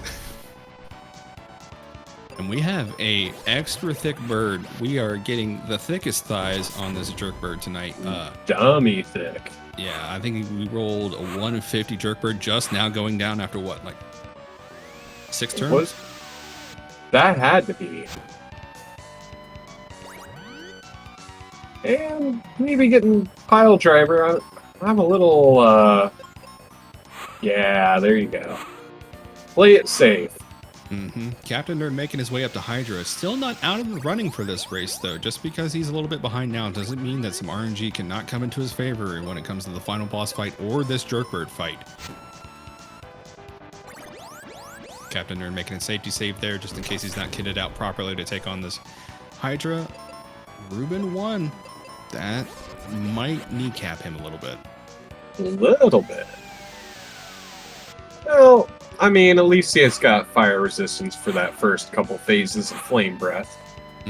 Basically relegating Ruben to a healer at this point, since he does have all of his resistances he needs for this fight. So kind of reverse order. Ruben is basically the paladin for this fight. Meanwhile, get your stupid sexy birds in chat. We have a posing bird. Phase 3. Fun fact about Pazuzu, he's the only one of the final, like the 4 fiends in this game that only has 3 phase animations. That's because one of his animations is taken up by the Psy Shield. Which makes sense. Every other boss has 4 phase animations, or phase sprites, since they're not really moving. All right, Xenoman taking a couple seconds to get up and, I'm assuming, get a drink, use the restroom, something, but Stretch legs. It is only a few seconds. Yeah. And it's done. Yep. And we got our Skycore. So the way Save the Crystals works, Chad, is you do not need to kill Pazuzu last. The final of the 4 major bosses that you defeat will give you Sky Coin. So if you save Rex for last and you defeat him, he will give you the Sky Coin. If you save Golem for last, the Sky Coin will be given to you. So. Yeah, it just so happens with having the vanilla route to the Dark King, having to go through Mac's ship, Pazuzu just happens to be the most convenient way to do it. Meanwhile, Captain Nerd slowly but surely making his way through Hydra, working out having Ruben as a healer and having Ben as a damage dealer with plenty of seeds is going to get him through this fight. Ruben still outspeeds Ben, so he'll always be able to get an attack off, so long as Ruben is alive.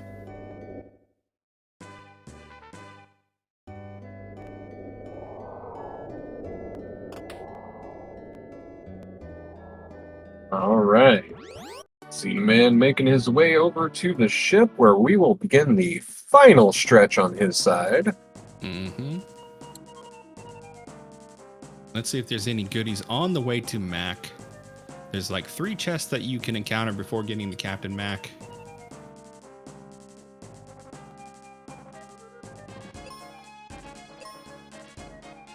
Sorry, 4. There's technically one in Mac's room. Right. I was trying to remember, like, wait. Yep, no reds now, so Xenoman making his way back up. Could use exit here. Go back to the entrance of the chip. It would be technically faster. Instead, opting to run up to the helm. And let's see if he stops by the vendors to refill on his seeds before entering the final dungeon. There are no refights in these seed settings, chat. Once they get through Doom Castle, it is a straight shot to the Dark King.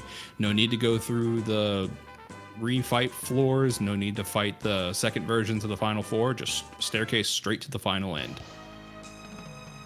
Yeah, we get to go a little bit faster. And Nope. chat, let me see your cat jams for arguably one of the best dungeon themes on the SNES. Oh, yeah. Doom Castle.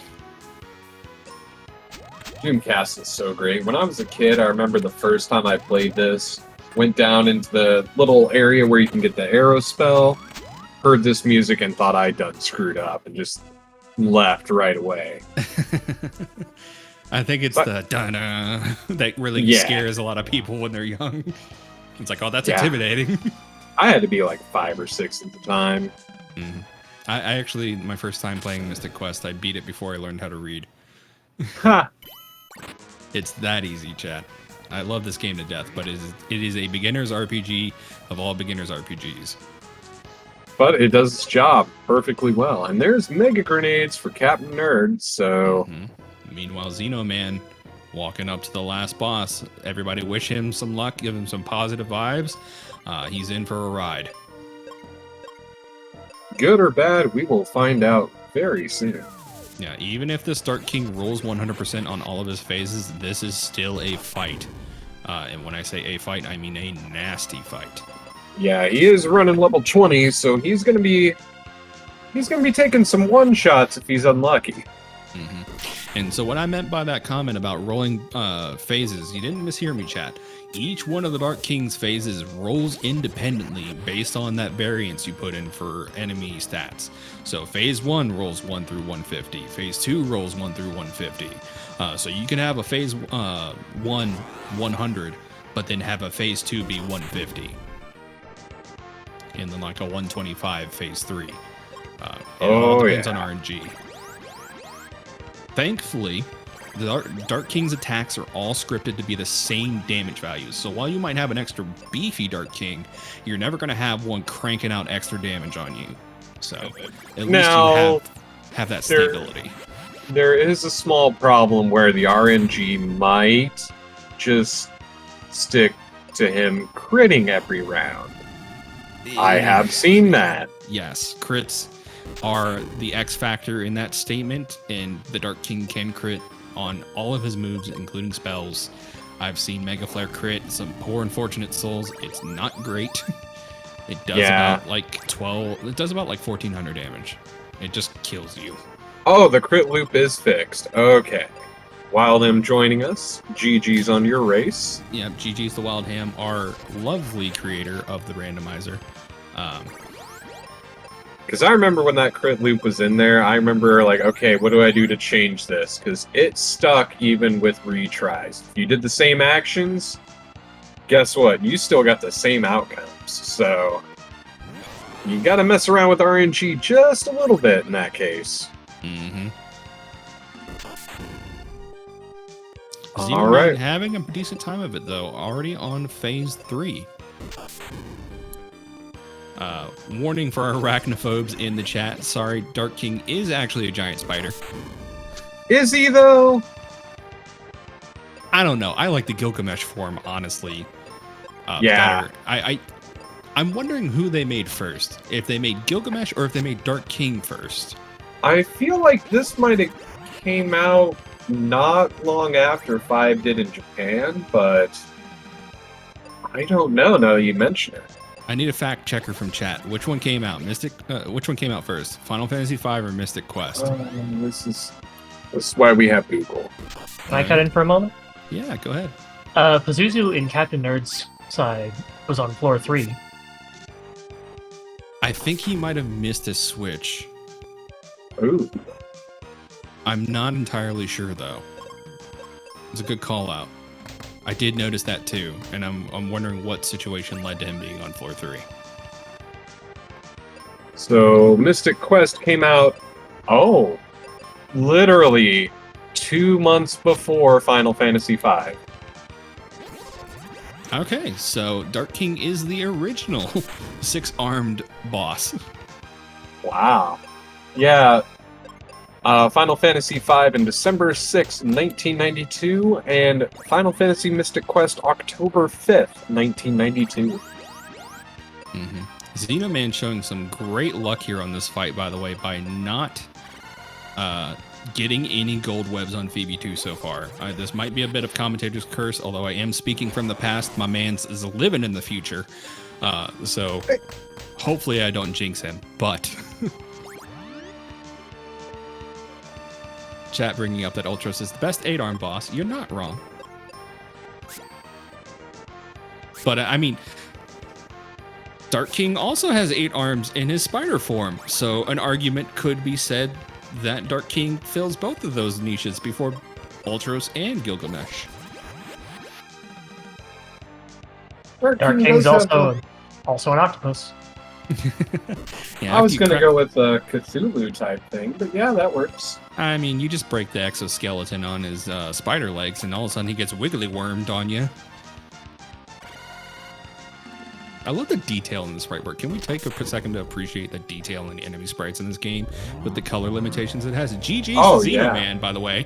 GG's. That is a finish, and I can actually reveal his official race time if I would open up the correct tab here. We can't have that.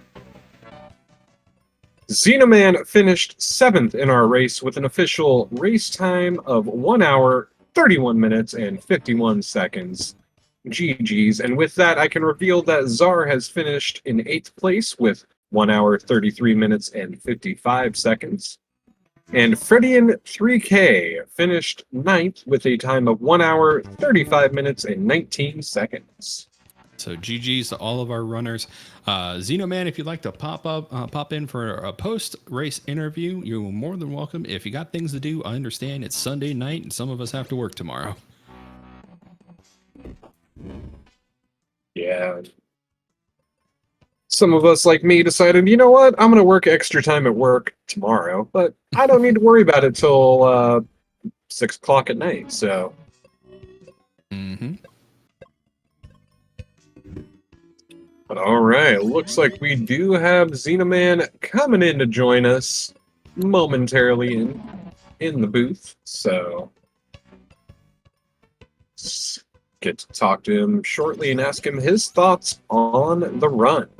Mm-hmm. Meanwhile, Captain Nerd 2 taking on our Jerkbird here. I believe he's had a wipe already, if not 2. I was a little focused on Xenoman and his Dark King fight to be looking over at Captain Nerd, so my apologies to the chat for not watching that one. Big same. And Xenoman has joined us in the booth. Hello, Xenoman. GG's. I think your mic might be muted there.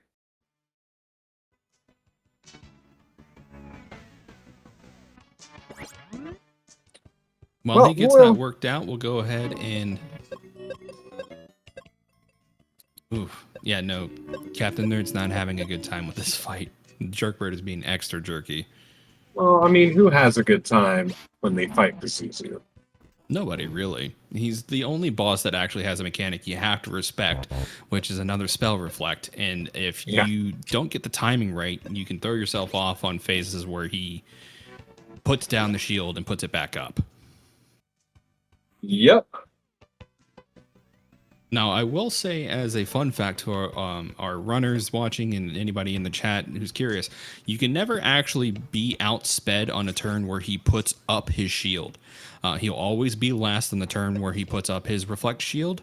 That being said, the turn order gets wonky when he goes to put it down. Sometimes Phoebe can outspeed him. Sometimes he'll outspeed Phoebe. It's a weird kind of situation. Ben's always going to go last because he's slower than molasses in January. But... getting that timing correct for how long his shield's going to be up and which turn it's going to go down can make the difference for our runners for this tournament on how quickly they can kill the Jerkbird, being efficient with their spell casts. Yeah. Hey, oh, there we go. I hear a faint Xenoman. Xenoman, can you hear us?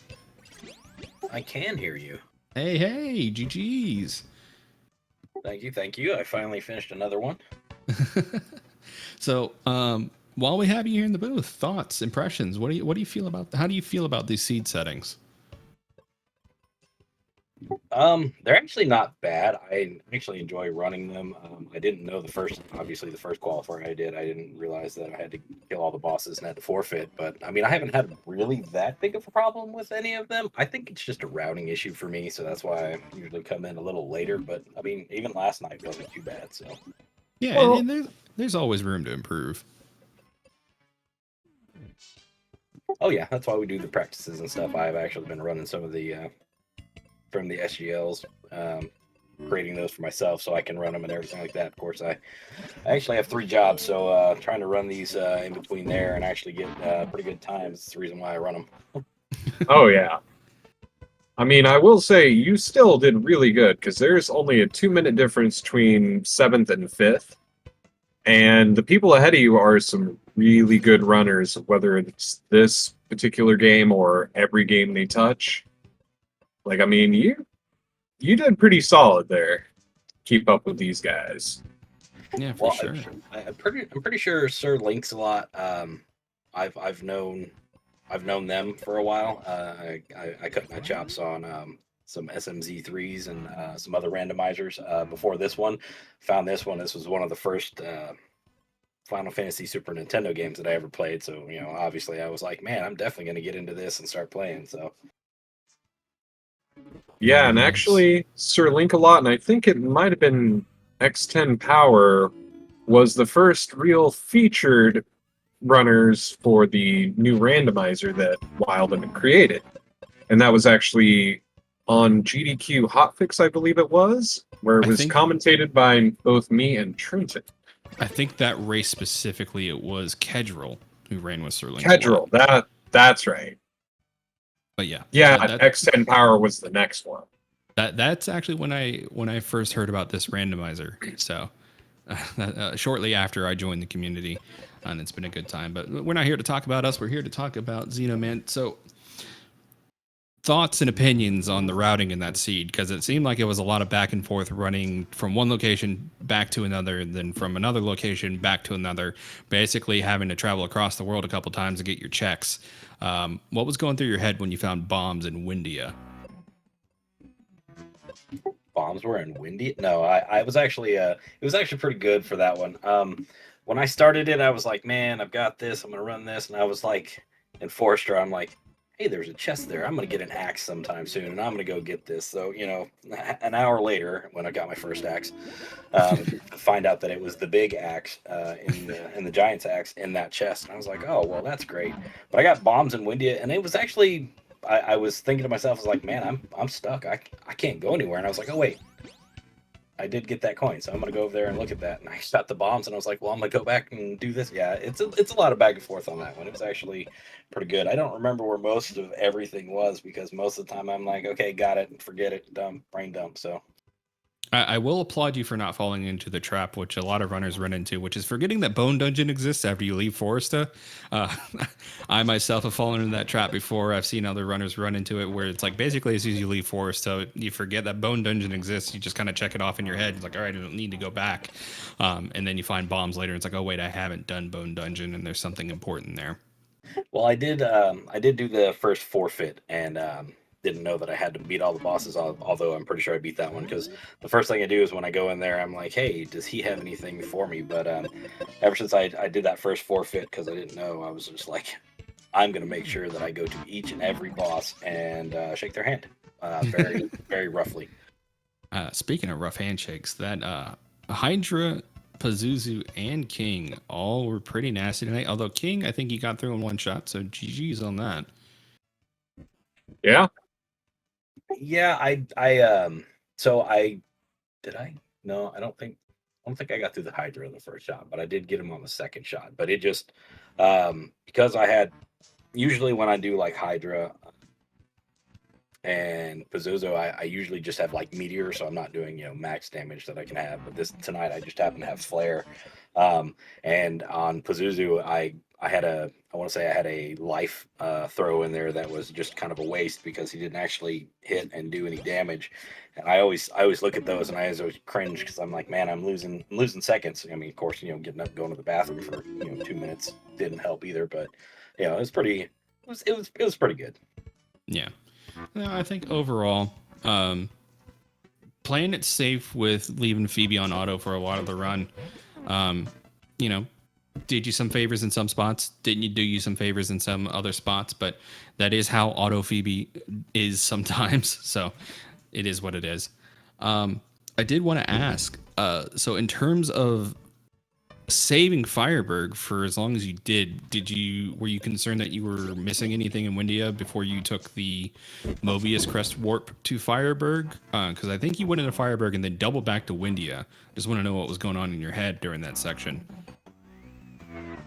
No, so that one I had actually already got Phoebe, and then I went back, and the first thing I did was I went in and I picked up Ruben, and I was like, "Yay, I got him!" And I was like, "Wait, if I go back, I need to go back and get Phoebe because she's stronger than he is.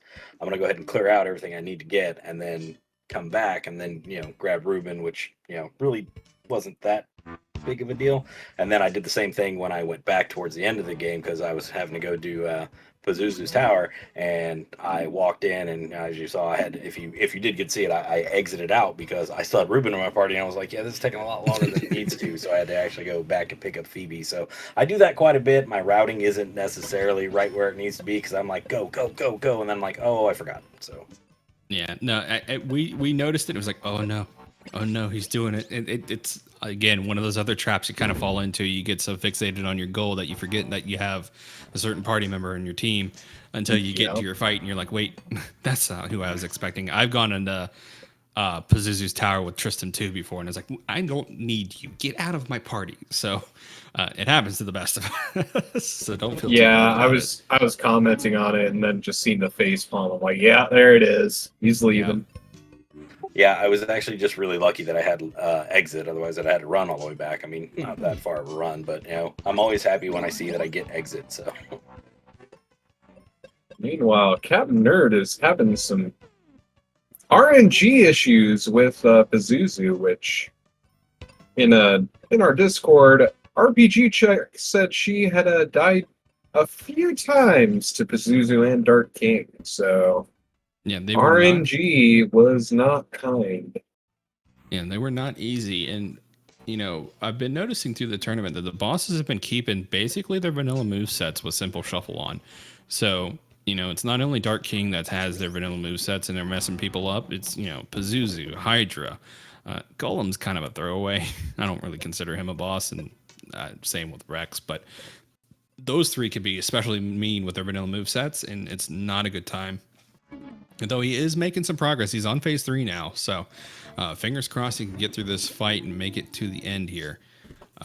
But I did want to get your opinion, Xenoman. So we have until September 1st until the brackets are revealed. And then the tournament proper starts on September 2nd. Until that time, do you see yourself running any more practice seeds with this settings? Maybe trying to watch back during the tournament and picking up some tricks from some of the other runners in the tournament? Yeah, I'm actually, so I'm going on vacation. September 1st, I'll actually not be home. So I'm going to probably watch what I can and see what I can because I won't be able to actually do a lot of practicing. But for the next 2 days, I'm actually off. I'm actually at home. I'll be packing and doing that stuff. And I may, roll a couple practice seeds and just, see where I stack up and maybe watch a couple because I'm like, man, these guys are finishing in 1 hour and 8 minutes. So it's either got to be my routing or just my thoughts, because my thoughts are always go with the biggest density of chests, but for whatever reason like I go through and I'm like, man, the volcano's gonna have the most, but I go in there and I'm always without the mega grenades to be able to go and look in some of the areas and stuff like that. So it's just back and forth. So I think over the next couple of days, yeah, I'm definitely going to do a little research. I'm definitely going to roll a couple of seeds, but once the brackets start and everything, we'll see, because I actually don't make it back until I want to say the 3rd or the 4th. So okay, well, that's not bad. No, you'll still have time to make it for your first tournament round.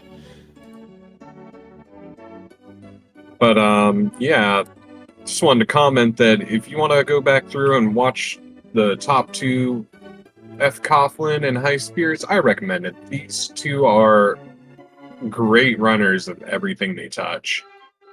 Fred, a lot of people jokingly call him the godfather or grandfather of randomizers. He is the creator of the Final Fantasy or Legend of Zelda 1 randomizer. And High Spirits, everybody knows him as the Dragon Quest and Lunar guy. So, Yeah, I mean, whatever these- you do, don't go back and watch me though. I'm just an idiot who gets lucky a lot of the time. Hebbings here does know plenty of little minor things that I didn't know about. I would highly recommend rewatching this. Oh, you're flattering me. He has made some good suggestive tips that I can't remember. I just remember, hey, I didn't know that. Yeah. And while I got you here, Xeno Man, I'll let you know now. So a part of the randomizer, and we've already let chat know this, so we'll cue you in on this little tip. To prevent soft locks, Wild Ham is built into the exit spell that if you use it on the overworld, you will warp back to the level forest, regardless of if you have any white charges or not.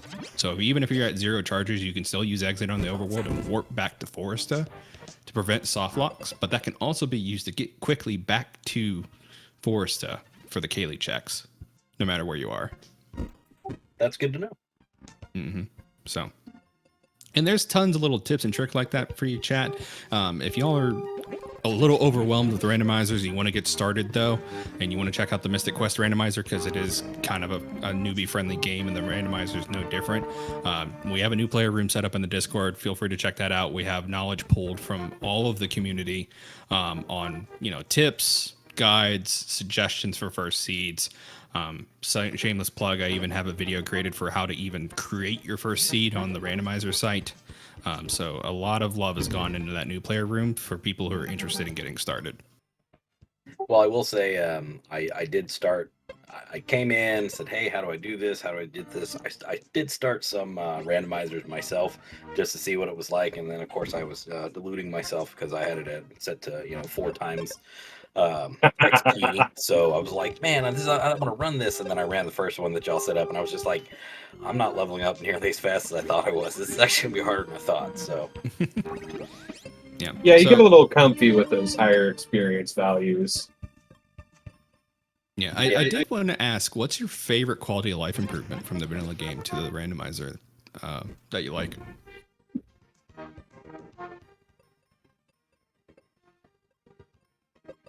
I don't know. It's a good question. I mean, I like the randomizer. I mean, there's been a lot of, I want to say there's been a lot of seeds that I've rolled. I mean, even 4 times, and even these that I've rolled. And I just like the fact that I can get, full, Gaia armor and, Apollo helm and everything like right off the bat. I don't have to actually, go through and get to the end of the game to do it, and I can get some of the higher level characters in the beginning to help me go ahead and clear stuff out. So I think those are the best ones for me.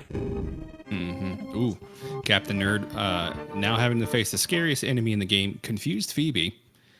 She can cast white on the party and just total party wipe you.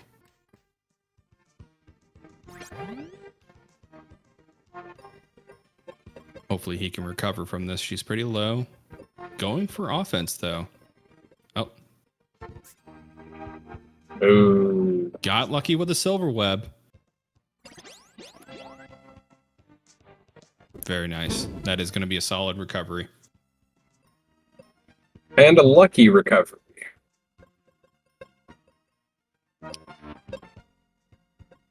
Well, like I was saying during this entire race, sometimes luck is all you need for the randomizer. Sometimes you can come in here and Dark King will throw you softballs and, easy moves to recover from till the cows come home. And sometimes he will just be nasty and decide to kill you mercilessly. Yeah. Ooh, this might be a wipe for Nerd here. It's gonna be a bad time. Yeah, I'm thinking this is a wipe.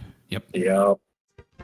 Well, I will say the qualifier yesterday when I was actually running that one, 5th, 6th, and 7th place were 10 seconds apart. I was obviously 7th because I was like right there, but I was actually playing it safe on the Dark King last night, and I think I threw 4 lives out there that I didn't need to, and just kind of took up extra time on me. So Dark King is he randos when he wants to. So Yeah. Oh, well, yeah. I apply the same logic to Dark King that I apply to MMO fights and raids, which is you can't do any damage if you're dead. So even if you take an extra turn and it feels like a waste, just know that you are still alive and you have not reset the fight yet.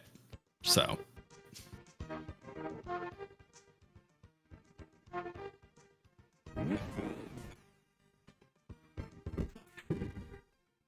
Pretty slim phase 1. What was that, like 2-turn phase 1?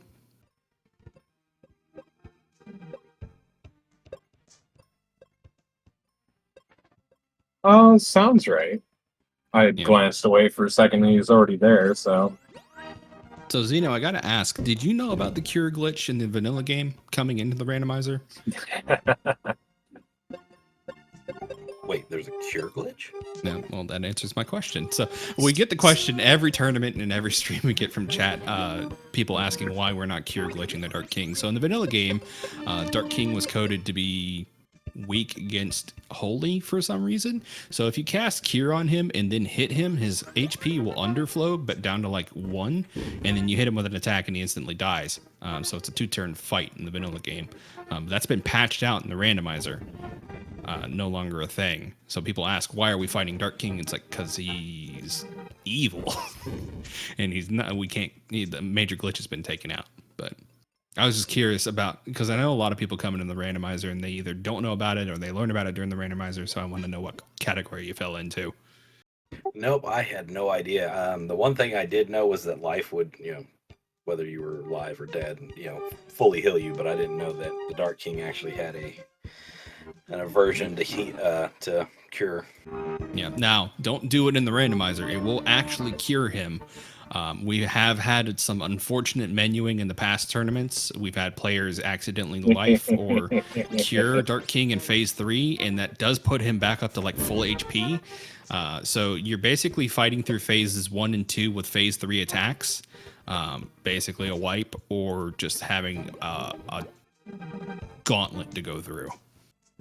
Yeah, that doesn't sound like a pleasant day. No, Yeah. It definitely is not. Yeah, and don't feel bad about not knowing about that. I didn't know about that till a couple years ago when I stumbled across to speedrun of this, so it's not something I've ever actively used either. So fun fact about the speedrun while Captain Nerd makes his way through Dark King here. So I was talking to Poexel at RPG Limit Break, and he let me know that the TAS, the tool-assisted run of this game, is super old. Like, it was made years ago. But because of how badly RNG can impact the run of this game, even though new strats have been found to make the live speed run more viable, that old TAS without those new strats is still faster than the current world record. thanks, Pazuzu. Yeah, just because of RNG. Well, I will say on the randomizer, because we do the bosses have so much health, or their percentage is more. I've always found that Pazuzu gives me the hardest time. I mean, Dark King, yeah, the webs and everything, and I got that, but Pazuzu's always got like the most health and the most just everything. Like, it just takes me forever on him for some reason. I think, honestly, genuinely, it's the reflect mechanic in that you have to respect it or it's a wipe. Like, if you don't respect that reflect mechanic, which eats up a lot of time anyways because you're not doing full damage all the time. But if you don't respect that, that's a wipe, and then you have to kind of be cautious about it so you're not doing full damage all the time, and then he hits like a truck anyways. So it's a combination of those kind of 3 factors that makes that fight take forever. Ooh, Captain Nerd in some trouble here. Thankfully, he picked up that Aegis Shield in P Tower that's going to let him live through this. If that was Laser, or even potentially Spider Kids, this could have been another wipe for him, but he's going to go ahead and soldier on. Is he going to go for full offense? No, taking it defensively. That's a good idea. Although Phoebe has been confused. Instant breakout, though. Very lucky on that. And that is time for Captain Nerd. Captain Nerd finishes. G. Finishes with a 1 hour 56 and 47 second run. GG's the Captain Nerd. So, Xenoman, I don't know if you have to go before we get Captain Nerd up here, but if you do have to go, do you have any thoughts, final comments for the chat?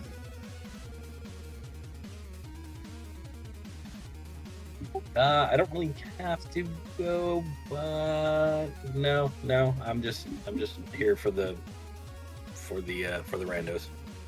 Fair enough. I mean, that's all we can ask for, is that people come in and have a good time. Let me see if Captain Nerd would like to come in for an interview. I understand if he doesn't, because it is, again, pretty late on a Sunday night and might need to have work. But regardless, chat, I hope you enjoyed these runs. Captain Nerd is bringing up the rear in this qualifier with a 156. Less than an hour disparity between our first place and our last place runners. So while not a super tight window, a very respectable window. An hour difference in a randomizer, or less than an hour difference in a randomizer, not that bad.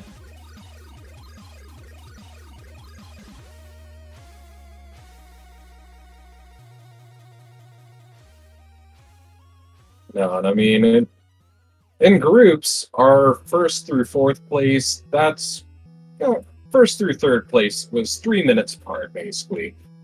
Then, let's see, fourth through ninth, I mean, that's 12 minutes. That's 2 bad Dart King fights right there. Mm-hmm. And I don't see Captain Nerd 2 joining us quite yet, so I think we'll go ahead and wrap it up here. Xenoman, any final comments, thoughts for the chat? I know I already asked you once, but I want to go ahead and give you another opportunity before we go ahead and close up and move on to the next potential stream, or, close out the stream for the night. Nope. I had fun, and hope everybody else enjoyed watching it. And y'all have a good night and a great week. And I will go ahead and also echo those sentiments. If you are interested in this randomizer chat, go ahead and check out FFMQRando.net. Go ahead and throw that in the chat for y'all. There's a link to our Discord in there. If you feel like joining, please pop in. Everybody's super friendly, welcoming. We'll answer any questions you might have for the randomizer and get you started on your way to running some of these seeds yourself. Again, my name is Hebinks. It's been an honor to commentate during these qualifiers. Thanks again to Daryl for having me as a co-commentator tonight. And I will go ahead and throw it out to Big Daryl for our send-off for the night. Alrighty, once again, GG's to all our runners, GG's especially to Xenoman and Captain Nerd, who were brave enough to be hosted on the restream tonight. Want to throw a big shout out to Speedgaming for allowing us to run this tournament, and the use of their channel to broadcast it to many viewers such as yourselves. So yeah, I think that about does it all for us tonight. So I am Big Daryl 1986 for Hebinks, Xenoman, Captain Nerd, our winner of the qualifier F. Coughlin, High Spirits, and all the other runners. GG's everyone. Thank you all for coming, and have a good rest of your evening. Take care, everybody.